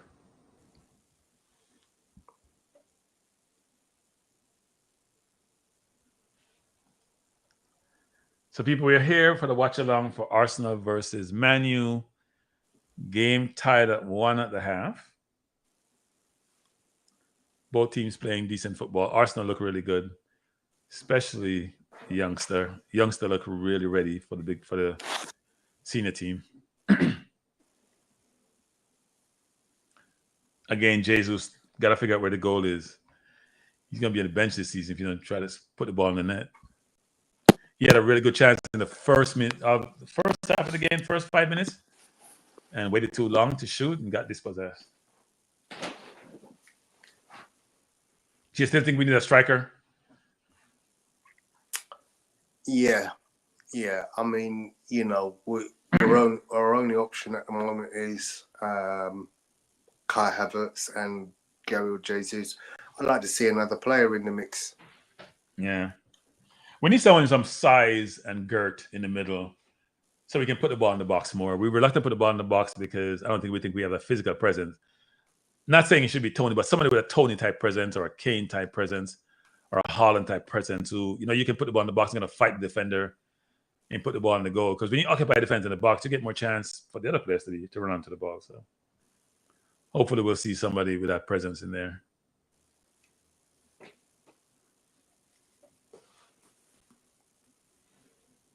But hopefully we have another season like last season, except I said we'll finish first this year. Do you think Arteta is under pressure if we don't win this year?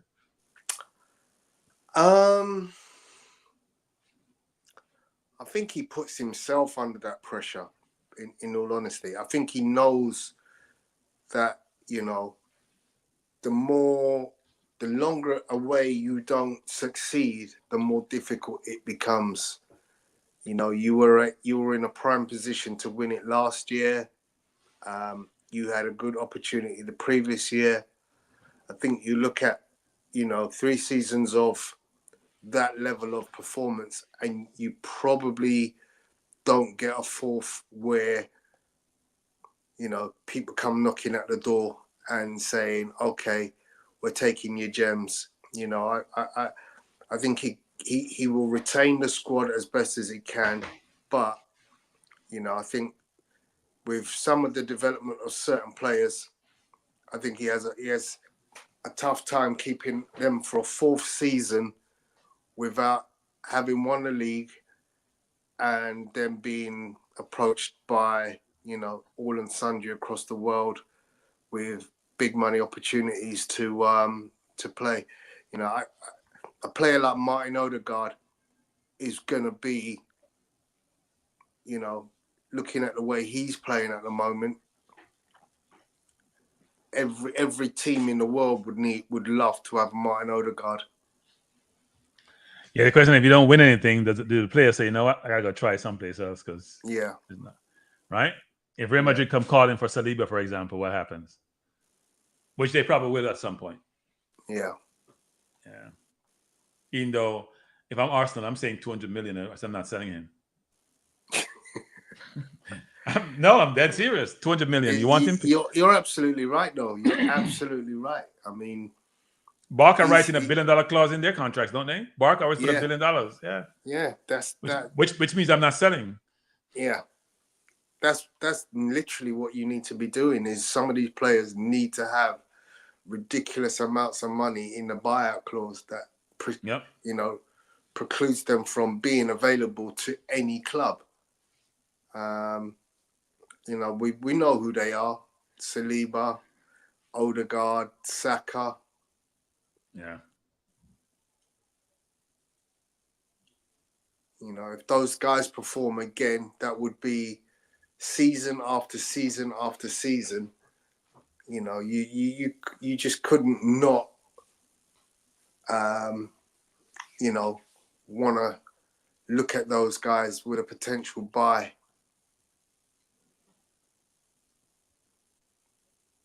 Which team you thinking challenge this year, apart from Arsenal challenging Man City? Any other team you see challenging? Yeah, I mean, Liverpool, you'd be remiss not to think that they could raise another challenge. They haven't had any Chelsea, acquisitions though, right? I mean, Liverpool haven't had any major acquisitions so far this season. no, but that doesn't mean to say that they suddenly turn bad overnight. I think, you know, you've got a core in that team. They showed last year that even with youngsters, they still won the Carabao Cup. You know, the likes of Kwanzaa coming through. So they've got quality in depth. You know, they have a really strong squad, and obviously, you know, if they get all their first teamers playing at a high level, you know, Nunes, Jota, Diaz, Salah, you know, they're formidable.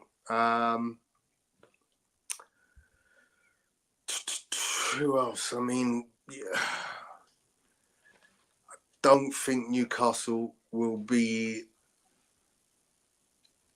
as strong.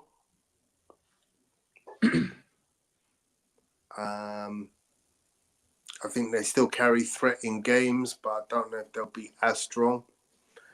Brighton, potentially. Who else am I missing? Aston Villa, of course. I think Villa's made some acquisitions. Yeah. They sold Diaby, but they bought a lot of players, actually. Yeah. So, yeah, they've got to be considered. So, I think the league's going to be interesting again.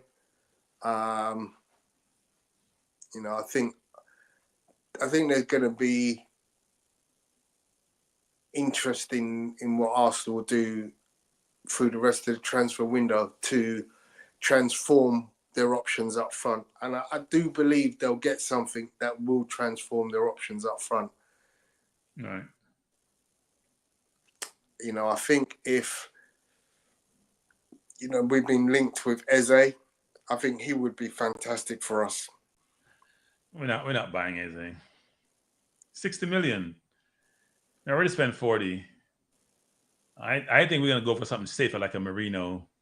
Well, if like you think 30. of what the, you know, budgetary wise, you know, we can potentially we could afford him. We could afford him, I would think. We could, yeah, because you think we're going to get 30 million plus for Emil Smith-Rowe.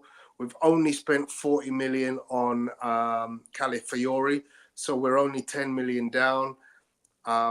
So yeah, 60 million on you know, Eze wouldn't be unsurmountable. Plus, but we gotta buy a center forward, you know. We gotta buy a center forward. We gotta buy a center forward, right? Yeah. You know, if we sell Eddie Nketiah and they're talking, they want 50 million, I think they'd take 40. I think they'd take 25. Let's be real. Yeah. We want to buy a forward for 60 million. I want to sell Nketiah for. So why are we selling Nketiah? The logic goes out the door, right? You're selling someone for 50. If he's 50 million, why aren't you keeping him? He's not 50 million. He's 25 million. Stop the nonsense about 50. You're actually for 50 with the hope of getting 40, but you're not getting 40 for Nketiah. Saw him play the other night. He was okay. Yeah, he was. That's all he was. Just okay. Yeah. He's a Palace type player, right? He's a Palace player. That's the me. He's a Palace type player. Maybe West Ham. He's not an Arsenal, Man U player, or even Newcastle. Nelson looks good though in preseason. Hasn't scored, but it looks decent.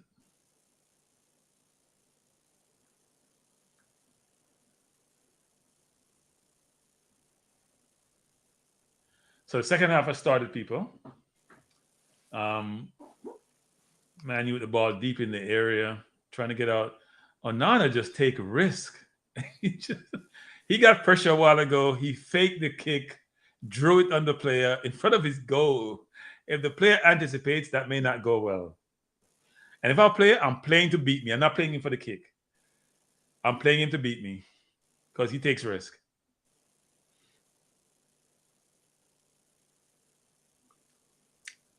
And Nwaneri is such a good player. Odegaard, the ball, looking for a pass back to Nelson.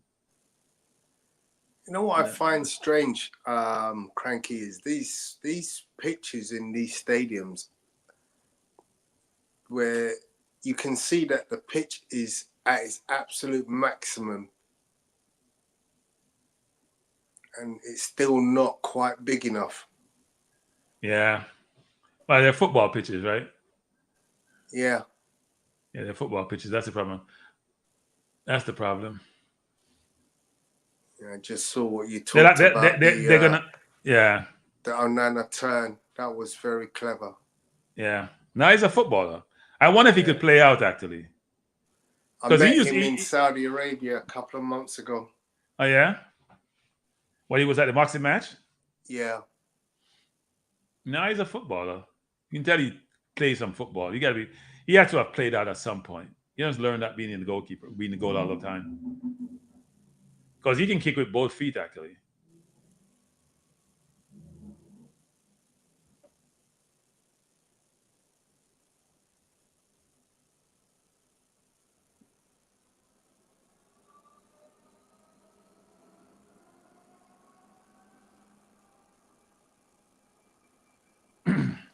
Anyone near a decision making is just so good. He sees the game, he sees the play, he sees where everybody is. You can just see his brain working, which is really good. Trossard is behind the defense. He's offside? He's offside.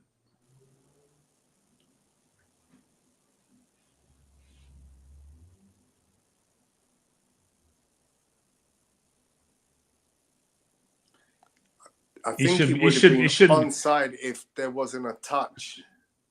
Well, he would have been offside if he ran parallel versus running slanted, right? He tried it, yeah. On the ball in, I think it was Nelson touched the ball. Oh, okay.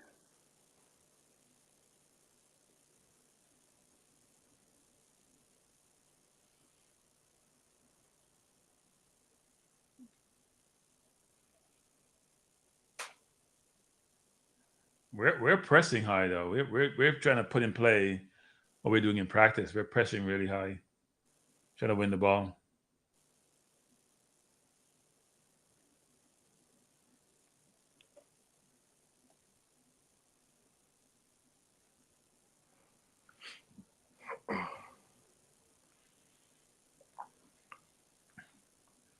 You think Zinchenko will get in the games this season?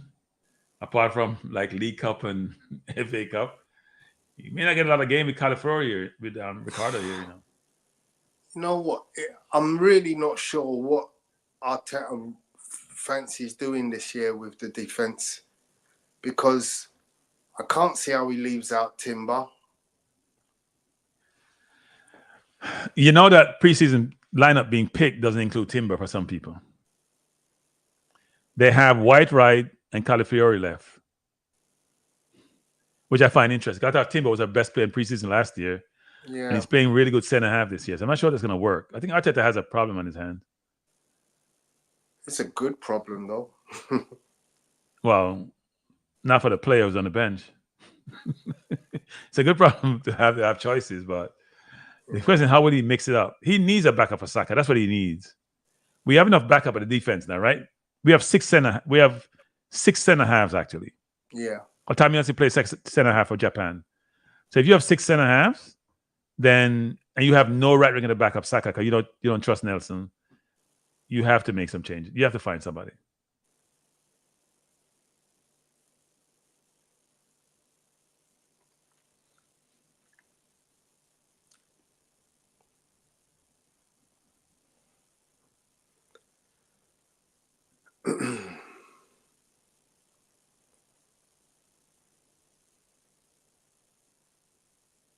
We're keeping the ball well, though. Brilliant ball over the top to Trossard. Nobody in the box as usual.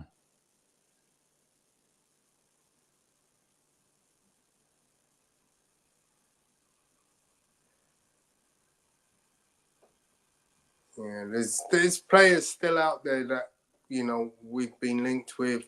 Gyökeres is apparently keen for a move. His buyout clause is too much, though. Right? His buyout clause like 80 million or something. It's good football by Arsenal. Yeah.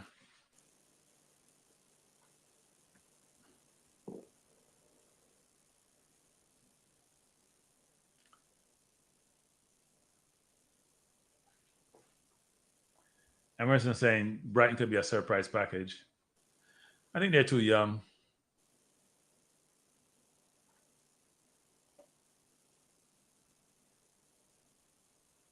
So Manny made a lot of changes at halftime. They're bringing the whole second team.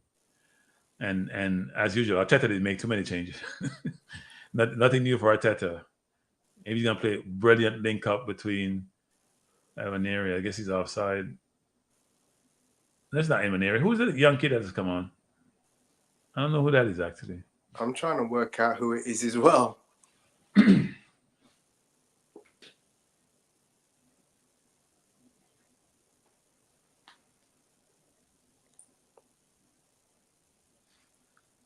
I was lazy of Trossard a while ago. Should not be offside there.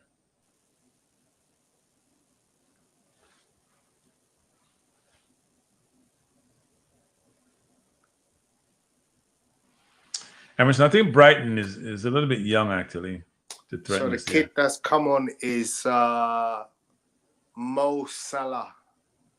I've heard that name actually. Salah and Hand. I've heard that There's name. actually two brothers at Arsenal. Okay. So I'm not sure which of the two, but there is one that's definitely. Oh, he was offside there. That was a shame. Yeah, he should have been offside. Not on that play anyway.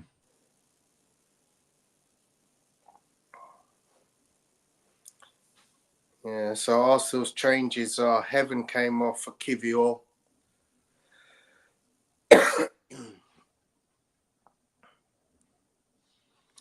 And Salah came on for Nwaneri. Yeah.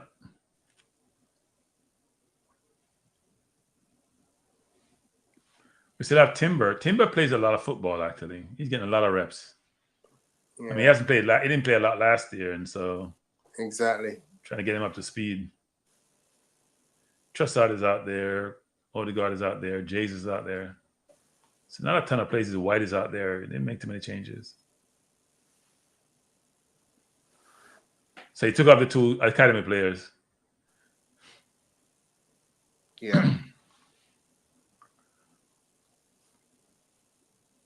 But if Emaneri doesn't get a lot of game time, they should send him out on loan. They got to prepare him for the first team. Some way, shape, or form.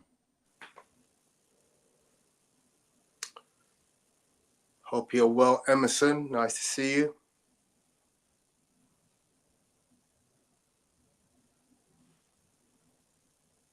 You say you're going to the Olympics? Yeah. I'm going on Sunday. Are the trains running to get you there? Well, they got them back up and running, so hopefully without any further vandalism to stop things running. But yeah, the trains are back up and running. Oh, okay.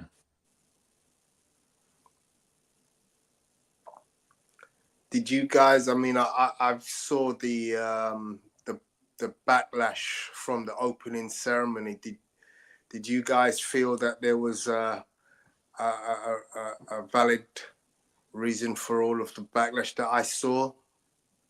In terms of what? So there was a lot of what looked like very poor choice of imagery.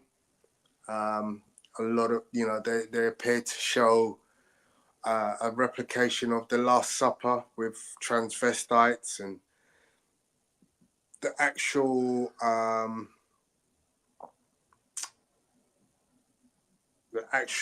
Olympic website or channels on social media that had the opening ceremony have removed them because of the backlash.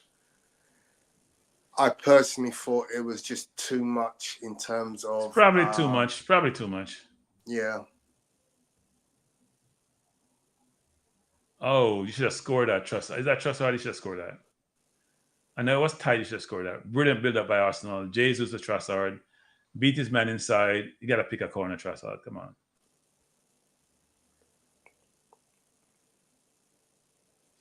Salah Eddin is the younger of the two brothers. Ismail is the older one, and I'm very thankful. Very well, thanks for asking, Tony. Good, great to hear. I saw that Amario scored 2 goals for Brighton the other day.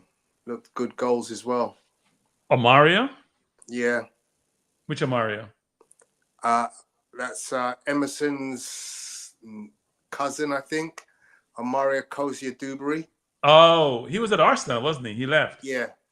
So, no game time. Yeah. So in the summer he moved to Brighton and he played a preseason last week and he scored 2 goals. Okay. And they were good goals. Wait, it's supposed to be the next Saka, but I'm not sure what happened there.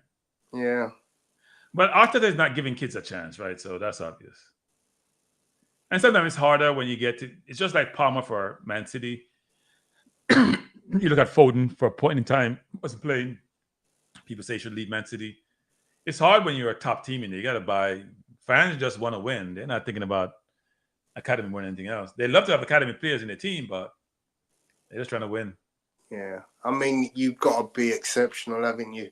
And I think you're looking at Nweri now and saying, look, he's clearly got the quality that the first team require. Yeah.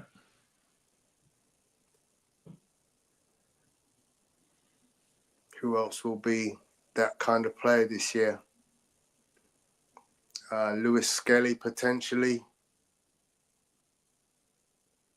Yeah, some of those guys will leave, right? They'll leave because, let's say, they'll look at Amari Hutchinson, a good example, who left 2 years ago, went to Chelsea, put him on a loan, played well in the Championship, sold for 20-something million to Ipswich. It's about your career, right? So you have to make some tough decisions sometimes. You may love Arsenal, but you gotta love yourself more.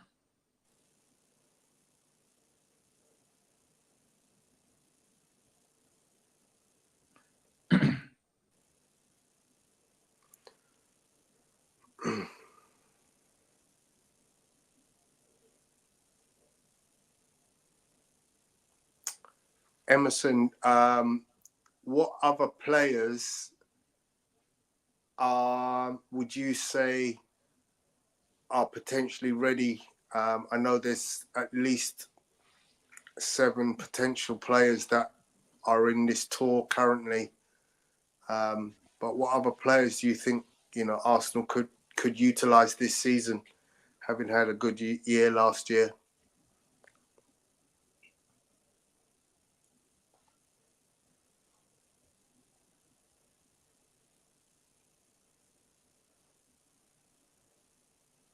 And there's a question I wanted to ask was, is the kid that went to Millwall, has he come back, Emerson? I know you're very close with the reserves. You probably just need to remind me of his name. Norton Cuffy. Is Brooke Norton Cuffy back at Arsenal now? But he was rated pretty highly, but if he's not in the preseason tour, then something is amiss. I think he was there last year, wasn't he? He was at Millwall all season. No, man, wasn't he? Wasn't he in the preseason tour last year? He might very well have been. I thought he was actually. Or he played in preseason anyway.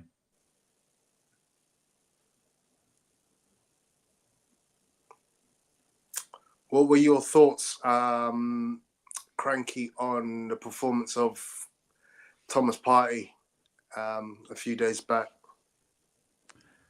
Probably a 6.5, 7. Okay. He was up and down.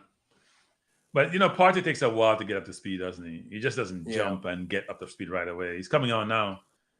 Gabriel, Partey, Lewis Kelly, Vieira, and not a youngster. I can't recognize him. Looks really small. In fact, he may be 2 youngsters. I don't know which youngster that is. So Timber is off.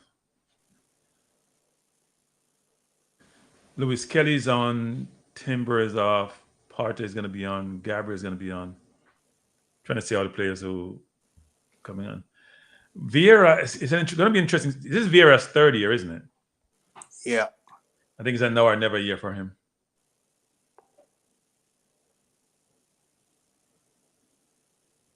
Arsenal with the ball. Oh, bad touch, bad touch, bad touch. The other kid is Nichols. He played on Friday. Okay.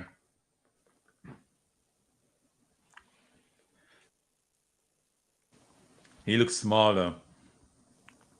And he looked decent though. I thought he had a decent performance on Friday.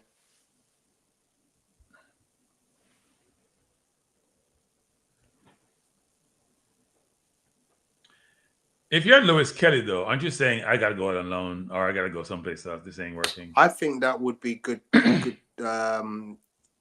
decision for Lewis Kelly. I think he needs now regular football for a season.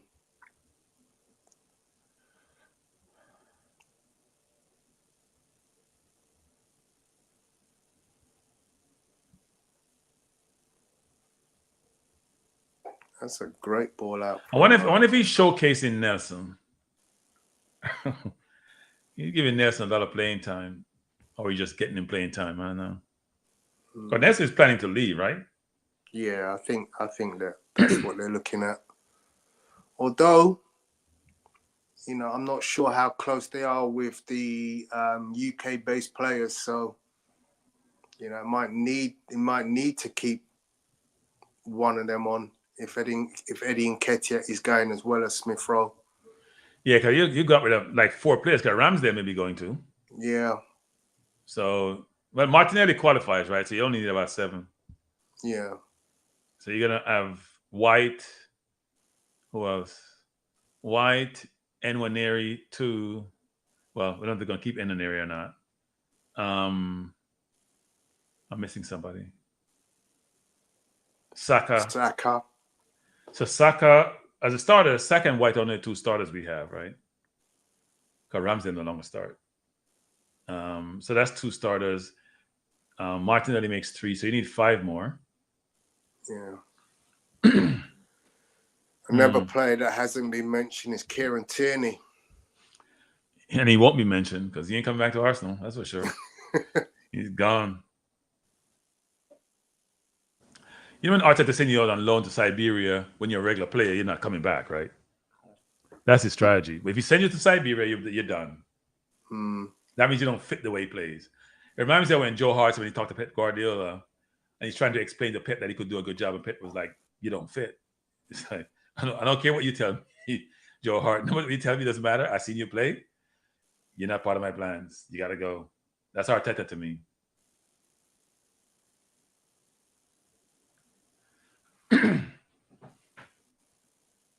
Man just run by Partey like he wasn't playing. Wow, not good. Why are we playing Vieira on the wing? Vieira is a 10. Then take Odegaard out and let Vieira play in the 10 position. You put him out on the wing and he's not quick. Why is he out there? Josh Nichols is 17 years old. His mum must be super proud because I know she's out there. So she's now getting to see him play 2 games. She went to the States? Yeah. Okay. Yeah, 17 is a baby at this level. People like Yamal are changing that narrative, but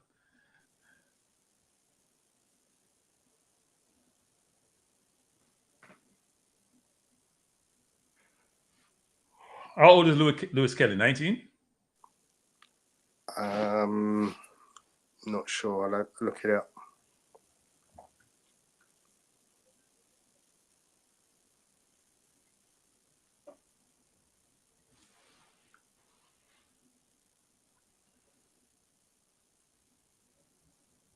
Yeah, 17. He's 17? Yeah. Wow. His name has been around for a while, though. Yeah. And Gabriel Jesus just had a really good opportunity, I thought. I think he just overran the ball. Yep. That's Jesus, though. You get an goal and something happens. Yeah. He did score today. Good move by Nelson. Turn it over. Space wasn't really there.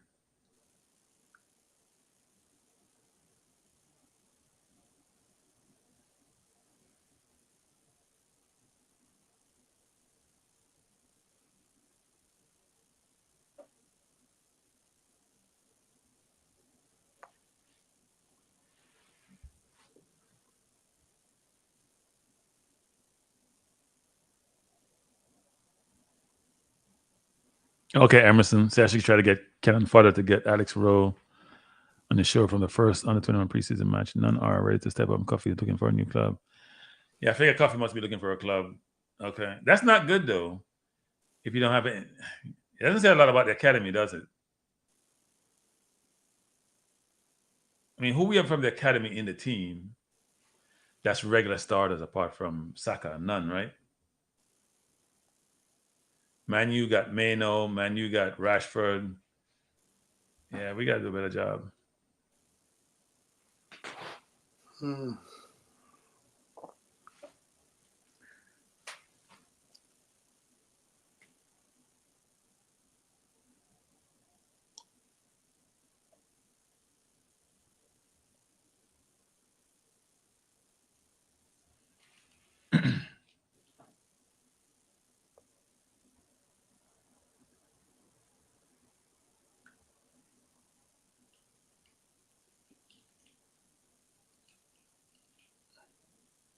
So here, Ben White is now ready to go back into the England team. And Southgate was saying that it was not an issue with the coaching staff. Why do coaches do that? Just don't lie, and you're gonna look like you're a liar later on. Just don't lie. Oh, what?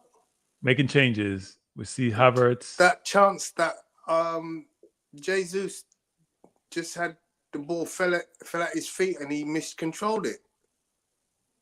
Which one? It was him. He was clean through. I thought he was offside, but the flag stayed down and he missed. It's a poor touch.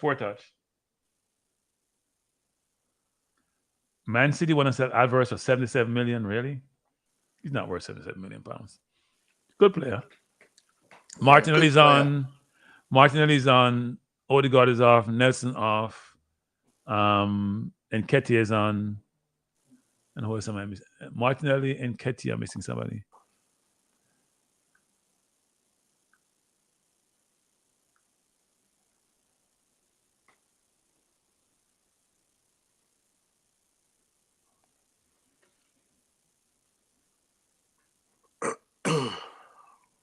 Why is Martinelli not starting? Martinelli didn't play in Copa. He didn't play in any games. I don't remember him playing in any games. No, but he's only literally just come back at the weekend. So he's only been back in the Arsenal training environment for about 3 days. Brilliant ball. You see that ball away go by Salah? We got out of trouble and made that pass. That was brilliant.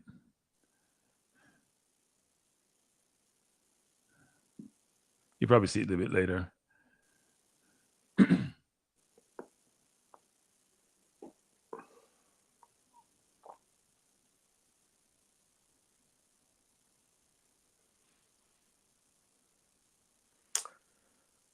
Tell you, man, they got to keep Odegaard under wraps.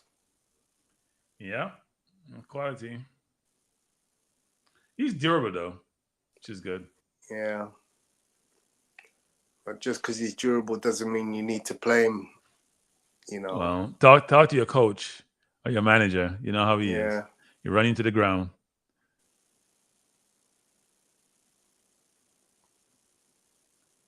Come on, Iris. Can't get dispossessed there, Iris. Got to do better with that. Good feet from Salah. Yeah, that's the play I was talking about. Get out of trouble. And the pass out of the play. It's not only how he got out of trouble, it's the pass he made.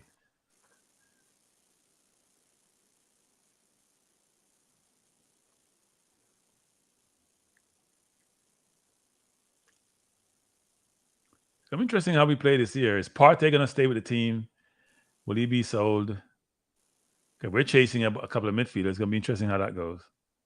Rice is not back yet. Good move, Martinelli. Get by his man. Going into the box. Make a good decision on Martinelli. Good cross. Oh, headed up by Manu. Really good play. See, Martinelli, that's what you should be doing. Really good play. Really good cross. Put the defense under pressure. Really good play. Sometimes goes to the byline. He does nothing with it. He just set this player up. That was really bad defending, actually. Got to take a yellow card there, player.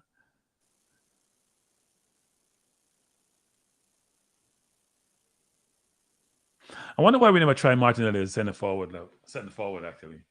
A couple of times you've seen, maybe 2 years ago when he played against Chelsea and he won that ball and just when Aubameyang got a red card and went the whole line of the field.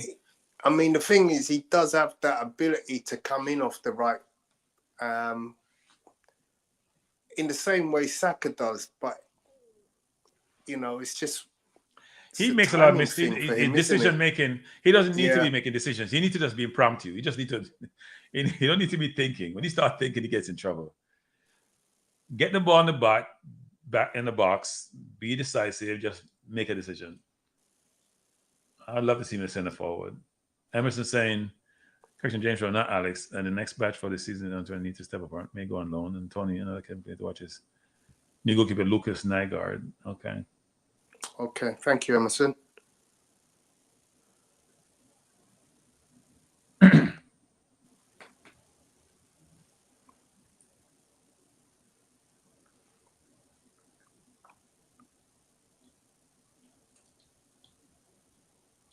Emerson watch a lot on the 21 games. Yeah, Emerson is like the one-to-one insider because he's obviously had his cousin was in the under 21s. Okay. But yeah, he pretty much attends most of the games. If you ever follow Emerson's socials, then he's got pictures with literally every Arsenal player. He's very very active in the pursuit of information for the following. Okay.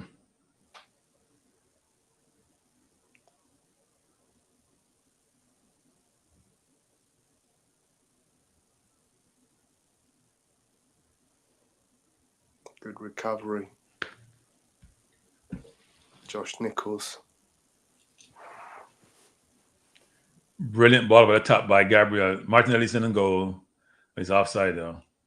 I don't understand Martinelli offside so much from that position. You can see the entire line in front of you, right? You're looking across the line. He's not offside. Yeah, he's offside. Gabriel took a little bit long on the pass, I would admit. But he's going to be way behind the defense. He shouldn't be offside there. Hold your run, Martinelli. Even though VAR probably wouldn't call him offside. I think when the ball was kicked, he probably was just on actually.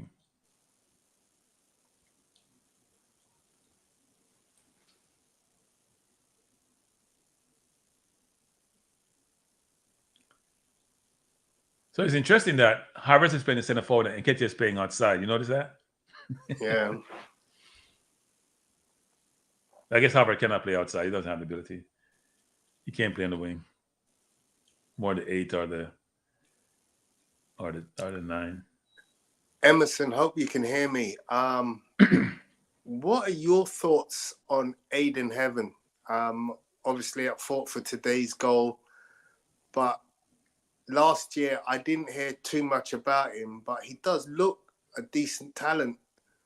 Have you got any feedback on him from last year? What, where he was in terms of development last year and how he's become quite prominent as a centre-back for Arsenal's young batch this year?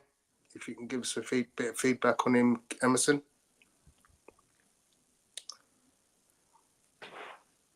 They have that Tommy Setford on the bench, the new goalkeeper that they signed from Ajax.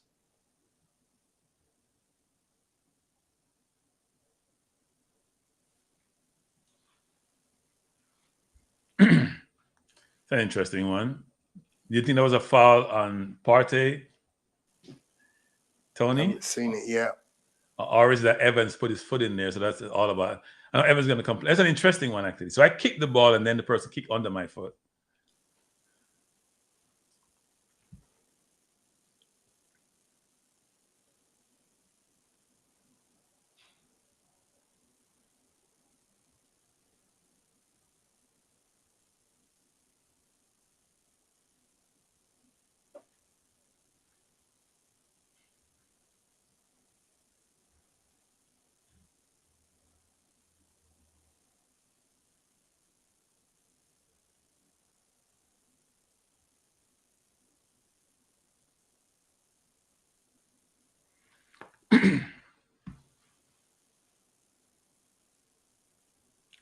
If you just join us, we're in the 78th minute game between Arsenal and Man U. Game is tied at 1. Awful pass by Gabriel inside. Trying to force the ball in. Good fight by Martinelli as usual. So one thing Martinelli does, he plays both ways.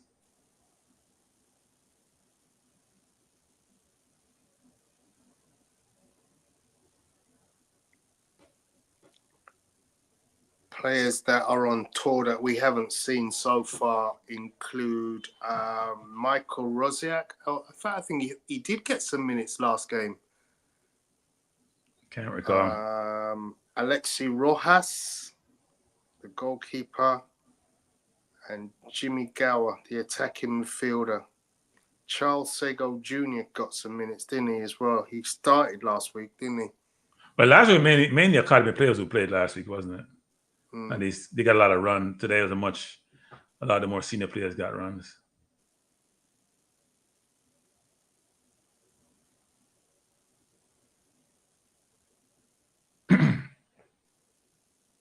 Apparently, the kid Michael Rosiak is a free kick specialist. Okay.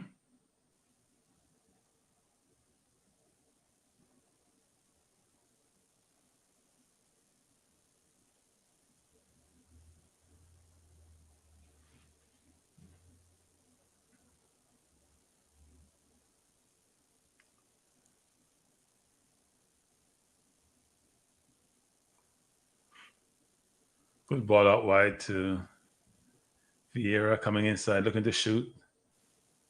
Ball to Partey.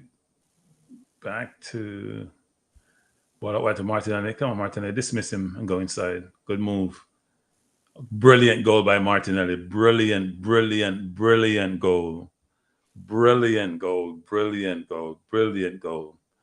Had the defender backing up, sent him to go get some water. Went inside and put in the right corner. He sent him on the side and go get some water. And the defense didn't react. See, that's poor defending by Man U because nobody came to help him. Came to help the player. You can't be that deep at center halves. You got to come over, even though you're protecting the box at the same time. The ball had Partey, played it out wide. It flicked inside. Ball played out wide to Martinelli. Had his man one-on-one. The center half stayed deep. And he came inside and went to the player's leg. Brilliant goal. He gave him one of those Ronaldo special, the two thing, but not that plane where you hit it with both. You hit it quick and go back inside. You go outside and go back inside. Yep. Went between the players' leg. Not Cristiano Ronaldo, the real Ronaldo, I meant. Not the old, yeah, nice finish from Martinelli. Nice. Yeah. Good goal. See, that's the weird where the player has to set him down the line, right? That's the first thing. The first mistake is he cannot go inside. Yeah, and it's exactly what Saka does on the other flank, doesn't he? He likes to come in onto his left foot, shoot near or far post. You cannot let a winger who's right-footed come on the inside. Exactly. You have to send him wide. And that's why the game changed, with you playing left footers on the right side and right foot on the left side, right? Yeah. It's for them to be able to shoot. Johnny Evans should have picked that up, dogs. Yeah, you got to help him. It wasn't Evans, it was Fish. But he has to force him down the line. Plus, he's always going to be the weaker foot down the line, right? Yeah. Look at that. So he had him there. You're jockeying. You cannot come inside. Oh, you got to cheat inside. You have to cheat inside. Breaking news. Emerson says, breaking news, Tony. Breaking news, Scott is in Philadelphia for the second half of his medical and about heaven. He had a solid end of 21 season. He just need games in the 21 next season. Not ready yet. Okay. Cool. Thank you, Evan. Thank you so, again. So Emerson, is Nwaneri ready? Looks ready to me. Is Nwaneri ready? Because from what you're saying tonight, he's the only one that's ready. At least from where I sit anyway. I don't know about the other ones in the academy that much. We see a lot of Lewis Kelly over there for a while now, so I'm glad they're giving all these kids game though, because don't let them fly all the way from the UK to America and give them any game. As a kid, that's disheartening. Yeah, that's just the worst. Let us know, Emerson, if you think Nwaneri is ready, or is it Nwaneri the only one who's ready from the academy? To me, Emanero looks better than Vieira, to be honest. I think that 30-something million was not well spent on Vieira. Has ability, but he's I think he's underrated. I really you think do. so? I think he's definitely got ability to play in different positions. He can only play the 10 to me. Well, he clearly plays out wide. You know, the manager sees him as a natural, you know, standing for Saka. Whenever he's needed somebody to come in and play on the right side instead of Saka, he always picks Vieira over Reece Nelson. So to me, he has to be considered our natural option in that position. Now, does that mean we still need to buy a player in that position? Yes. But it does show me that when you've got a manager who has confidence in a player like Vieira, you know, play him. You know, he scored a great goal against Bournemouth in the first game. Yeah, he did. He has that. He has that in his locker, right? He has that in his locker. Right. Yeah, but I just think his overall the kid game has good vision. Yeah. He has good vision. He can see a pass.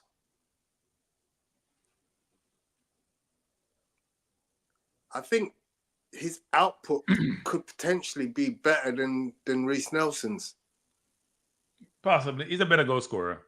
Like he's a better, I don't call it shot, but yeah. Reece will score, but it's not frequent. Occasional goals. Emerson's saying yes, he'll be in the squad pending if we sign Ruiz. But if we sign Ruiz, do we have 8 quote unquote 8 English players?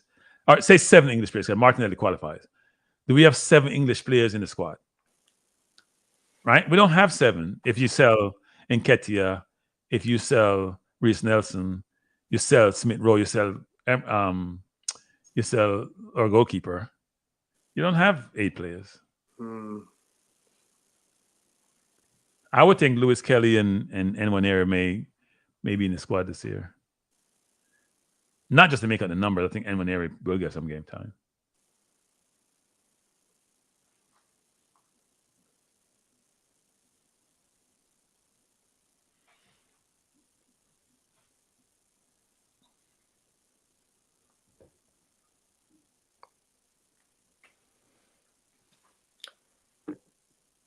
It's interesting you mentioned Fabian Ruiz, because I was looking at some stats between Ruiz and Merino. I think Fabian Ruiz has slightly better stats than Merino overall. Yeah. In terms of pass accuracy, interceptions, blocks, that kind of thing. I think Ruiz's problem is he wasn't getting the game time at PSG as one would expect. Yeah. He played well in the Euros, but he wasn't getting game time. But wasn't all the rave about Zubimendi? All you heard was Zubimendi. What happened? It just dried up. Right? Yeah. Austin Barker is supposed to be going for Zubimendi. He can cost 50 mil buyout clause, and Euro came. Zubimendi don't get in the game time. We don't hear about him anymore. No one explained to me why Rodri was taken out the final at halftime. That was an interesting one. I don't think people have talked about it, actually. You know, he only played one half in the Euro final against England. He got pulled at halftime. Okay. And I have no idea why. It didn't look like he was injured. When am I getting Arsenal new shirt? I don't know yet. I don't buy shirts every year, and I buy shirts every other year. I don't buy shirts every year. I buy Jamaica shirts every year. I don't buy Arsenal shirts every year.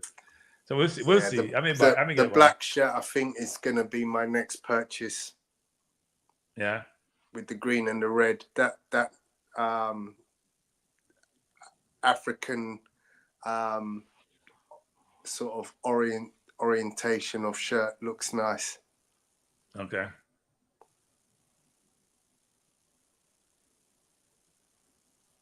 So if you just joined us, we're in the 88th minute. Arsenal leading Man U by 2-1. Goals scored by Jesus and Martinelli. in the first half. Hoyland scored for Man U and got hurt almost immediately afterwards. Both he and the new centre half Euros, I think his name is, were replaced with both got injured in the game.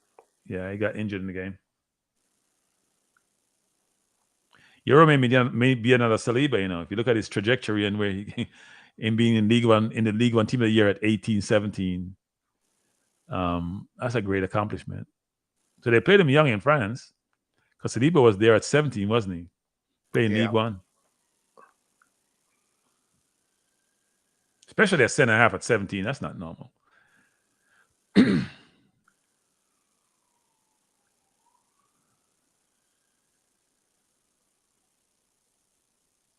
And Ketia turned the ball over. And Ketia, you're not impressed. And Ketia, you gotta treat the ball like it's diamond. You're not doing so.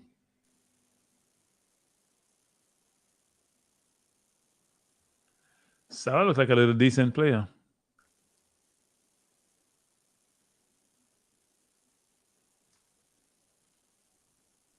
Man U has what, 3, 6, 8 players in the box. Oh, that's a good cross. Just over Nketiah's head. So before the game, have you bought your Arsenal jersey? Now I'm asking before the game. You're asking me if I get my new one.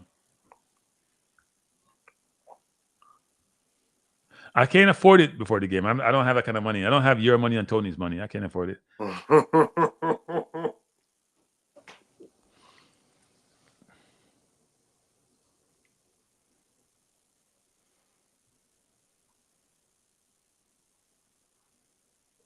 Hey, before the game, I see they're showing the Jamaica under 17 game, except the camera is at ground level because you can't see anything. You just see feet. You just see feet. You can't see.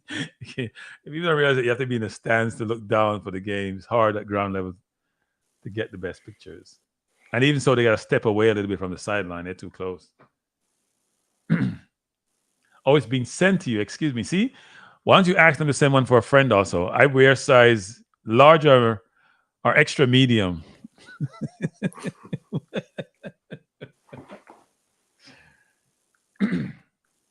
Emerson saying it's hard from the current of under 21s who are English to be in the Premier squad.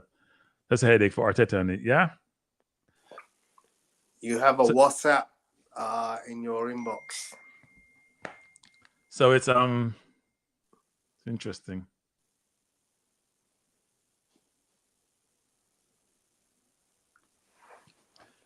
So I have some stats here for Ruiz and for Marino. Different leagues, so a little bit different way to think about it. Marino only missed 6 games. Ruiz didn't play in 13. I'm sure Ruiz played 1,193 minutes. Marino played 2,484. That's to show you PSG wasn't really playing him. At least not playing him as much as, because 1,100 minutes is not a lot of minutes. That's like, what, 12 games, 12 full games? That's not a ton of minutes. Or maybe 12, 13 games is not a lot of minutes. Ruiz had 1 goal, Marino 5, assists 3. Look at the passes. Ruiz passed a lot of ball though. In 21 games, he had 860 passes. I don't think he's probably started 21 games either. PSG didn't play him a lot. But his passing accuracy rate, that's a big difference, by the way, Tony. Yeah. Passing accuracy rate, that's a big deal. Yeah. Marino is only you can't be a midfielder having 77% passing possession. That's a forward. That's a center forward passing stats. That's not a midfielder. That's not great. Sorry, that is not great. 77% at the highest level. Ruiz is 90%. If you're a midfielder at that level, you can't be having no 77% passing accuracy. That means you're giving away 2.3 of every 10 balls you're giving away. That's not good. And his key passes, Ruiz is better than him. It's 19 to 18, but look at the minutes per key passes. Ground duels, whoa, that's the big difference, Tony. Yeah. Whoa. So Marino is really more of a defensive midfielder, isn't he? Even though it's passing that, because if you're playing the 6, it's got to be better though. His ground duels 1, his interceptions. Well, ground duels 1, He gets in there. He puts a foot in. Aerial duels. Ruiz doesn't head the ball. Maybe he literally doesn't. He literally doesn't go anywhere near a header. Hey, people, hear the stats. People, hear the stats. So the numbers aren't the greatest in terms of comparison. You like to have like for like, but so Ruiz played 21 of 34 games. We don't know how many starts, but he played 1,100 minutes. So let's say Marino played twice as many minutes as he does, right? Air duels won. So Marino won 170 air duels in the air. I want you guys to guess how many Ruiz has won. I'm not going to put it in the stat. Please tell me how many ground duel air duels Ruiz has won. I want to people please put in the stat. How much do you think they have won? He's won. We're going to leave that one.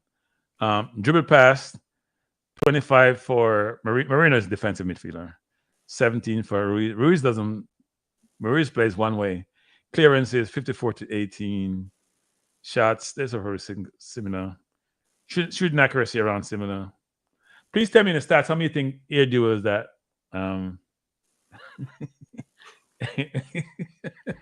air duels Ruiz won. Let me just say the stats again.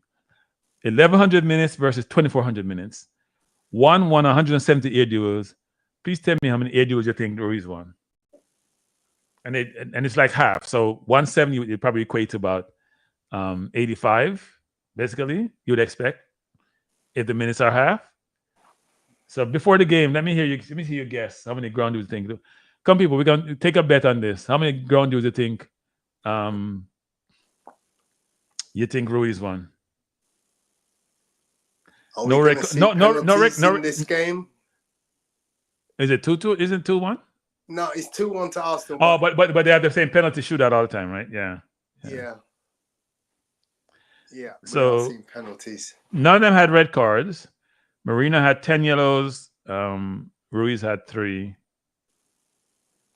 The stats were good when you look at the offensive element. And when you came to the defensive element, the stats went 2 different ways. So if you're going to buy these players, what are you buying them for?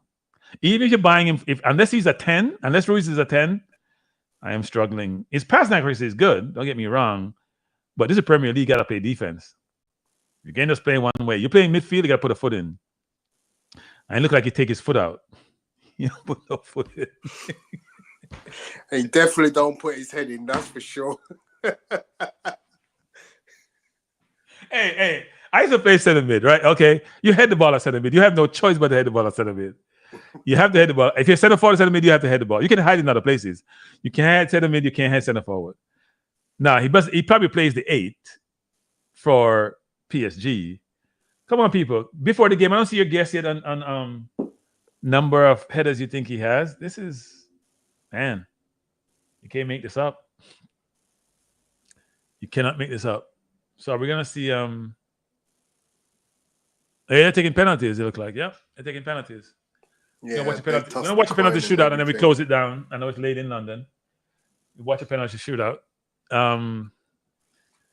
Ruiz, I'm not giving this one away. 172 a number.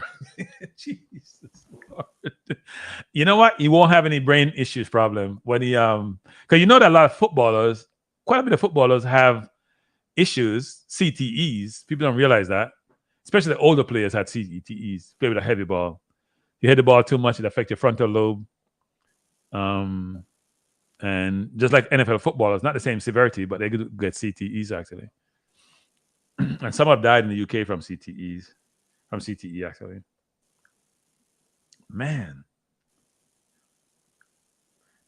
see defense and say, you know what? I'm sorry, you guys go do the work. I'm not doing any defensive work. Oh, Vieira taking the first penalty.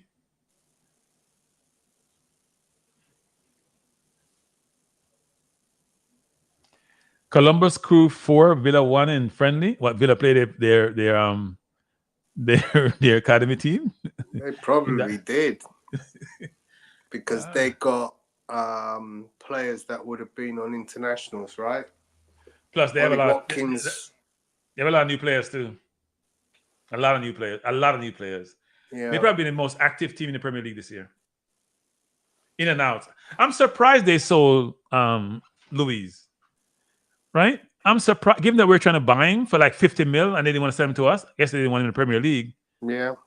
Then they sold him for that similar price. I mean, maybe he advocated for. Didn't make any sense to me. And they wouldn't have had Emi Martinez.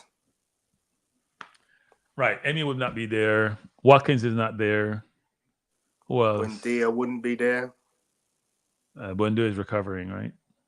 Ramsey, I don't know what the situation. Ramsey was injured most of last year. Yeah, Bailey should be there. He didn't play Copa. Most of the defenders should be there. Okay, so Fabio Vieira versus Onana is giving him the corner. Onana is giving him the corner. Is he going to use it? Okay. So why they show me advertisement here? Yeah, so 1-0 to Arsenal. They cut to advertising here. You believe this? It's crazy. So effectively, Onana was doing this and pointing there, and you put it in there. Went that way. Vieira put it in the opposite corner. So 1-0. Oh, ESPN has cut away from the game. Oh, wonderful ESPN. You bunch. Oh no. Oh no, they came back. No, he saved it. He saved it. He's just saved one actually. Second penalty. Yeah, he saved the second one. Yeah. That's Havertz. Went down the middle. That was an awful penalty by Havertz. Awful penalty. What the heck was that? That's an awful penalty. Why is Havertz taking a penalty anyway? He just came on the field.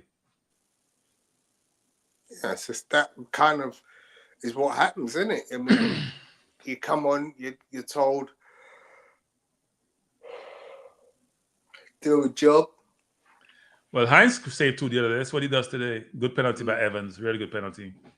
It's hard to save. He's in the corner. Havertz penalty was right beside Onana.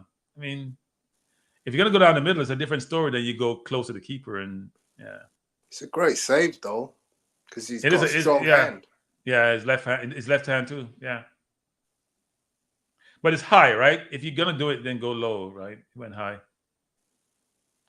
This is Kiwior is taking a penalty, really? Interesting penalty takers. You would think all the forwards would take penalty. And Ketia, Vieira, obviously. And Kiwior kicked it like a defender.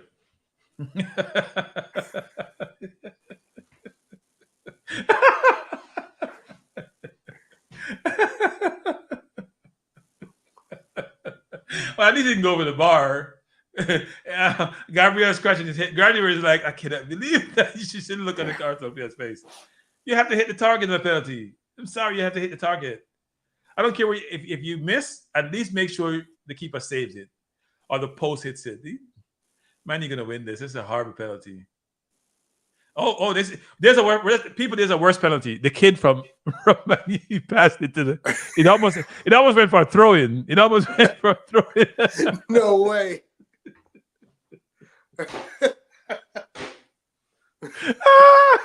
That was nowhere closer to the goal. None. Oh my goodness, that's terrible from Kiwior. Yeah, it was a horrible penalty. He can't take another penalty. No, I don't know why he's taking the first one. He's a defender. Yeah. Martinelli's going to take one now. Martinelli should get the score. That man, you play a corner. It was a corner, people, for a penalty. I got to see the penalty again. So they stopped showing on ESPN, but I'm on ESPN Plus, so that's good. That's what they're showing the whole game. So wow, yeah, the kid from Man United. Oh, that's a throw. That's a throw-in. Wasn't that a throw-in? That's a throw-in. Good penalty by Martinelli, as I would expect. Set in the wrong way. So Manu has 2. We have 2, but Manu, we're 1. We're taking 1 more than they have.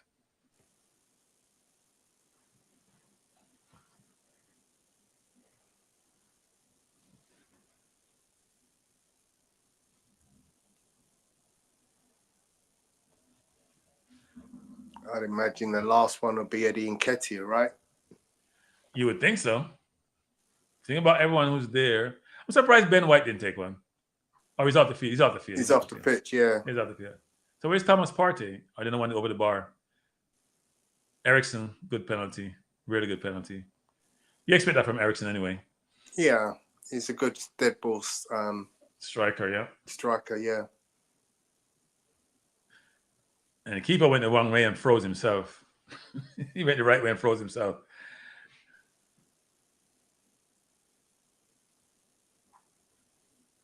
No, Gabriel taking the last one. No Nketiah.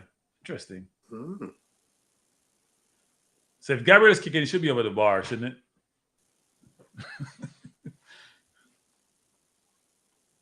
Anana is doing the same thing again, pointing.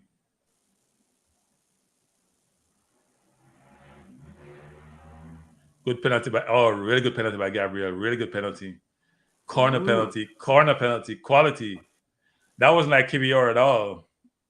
It was like Kivior. Really quality penalty. And he's talking to Anana too. He's talking crap to Anana. You know, Anana doing the same thing he did with the first penalty, right? Point to the left, and he goes in the middle of the goal. Quality penalty by Gabriel. Quality penalty. And Gabriel pointing to him. Like, have some respect. So last penalty to be taken by a Man U Academy player. Good penalty. Really good penalty. In the corner. Man U won on penalties. 4-3. Kivior should not take another penalty. That was awful. Really awful. All right, everyone. Hey, Tony, I appreciate you being here. Nice one. Thanks you so much. Thanks for joining me. Emerson, thanks for joining before the game. Everyone who joined. Appreciate everyone joining us. It was a last-minute decision on my part to have I don't do preseason and watch-alongs, but decided to do this one. So appreciate you being here. Join me Monday. I'm going to have 2 shows. One from 6 to 8. I'm going to talk some football. I'm going to talk some Olympics prediction. I'm predicting track. And then 9 o'clock, I'm doing my before the game, my Balanced Views channel, where I talk about everything except sports. So love you can join me. I know people like Emerson is too late for you. You can always watch a rerun, frankly. So yeah, should be good people. So join me Monday, where, as I mentioned, I will talk some football. I'll talk some track and field. I may even talk West Indies cricket. They're 30-something for 2. West Indies are just... West Indies made 280-something, had England 55 for what? 50-something for 5, and they make almost 400 runs. That's West Indies. Can't stand progress. But anyway, people, thanks for being here. I'm gonna sign out with my favorite song on YouTube. So bless up, peace out, have a good evening, enjoy your weekend. See you Monday.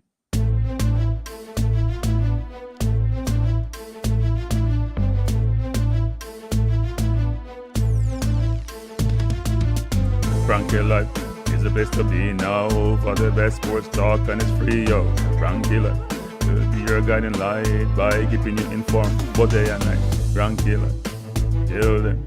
Kranky life, heed them. Kranky life, want them. Kranky life. From the courts to the field, we'll never lose because Kranky has the hottest news. With expert analysis, we break it down. Our in-depth coverage is best in town. Kranky life, tell them. Kranky life, heed them. Kranky life, want them. Kranky life. Kranky life where the sports is spicy and where we keep the discussion lively. Kranky life, get to know the name because Kranky analysis is never lame. Kranky life, give me my Kranky life. I want my Kranky life. Must have my Kranky life. Whether it's football or track and field, you know Kranky is at the wheel. So join the journey through victory and defeat and subscribe and don't miss a beat of Kranky life. Tell them, Kranky life. Heed them, Kranky life. Want them, Kranky life. If you're from England or USA, from Kingston or Bombay, from Kenya or Canada, Lagos or Havana, visit Kranky Live. Tune into Kranky Live. Like up Kranky Live. Subscribe to Kranky Live. Kranky Live. Coming to you on weekdays. Kranky Live sometimes on Sundays. Pull up a chair and take a seat because Kranky will always bring the heat. Kranky Live. Me say fi tell them Kranky Live. Me say fi eat them Kranky Live. On them Kranky Live. Kranky Live will be around. Kranky Live is the best in town. Me say fi eat them. Me say fi want them. Me say fi eat them. Want them, eat them, want them. Kranky Live. Kranky Live. Eat them, want them, eat them, want them. Kranky Live. Kranky Live. Eat them, want them, eat them, want them, eat them, want them. Kranky Live. Kranky Live. Kranky. Eat them, want them, eat them, want them. Eat, want, eat them.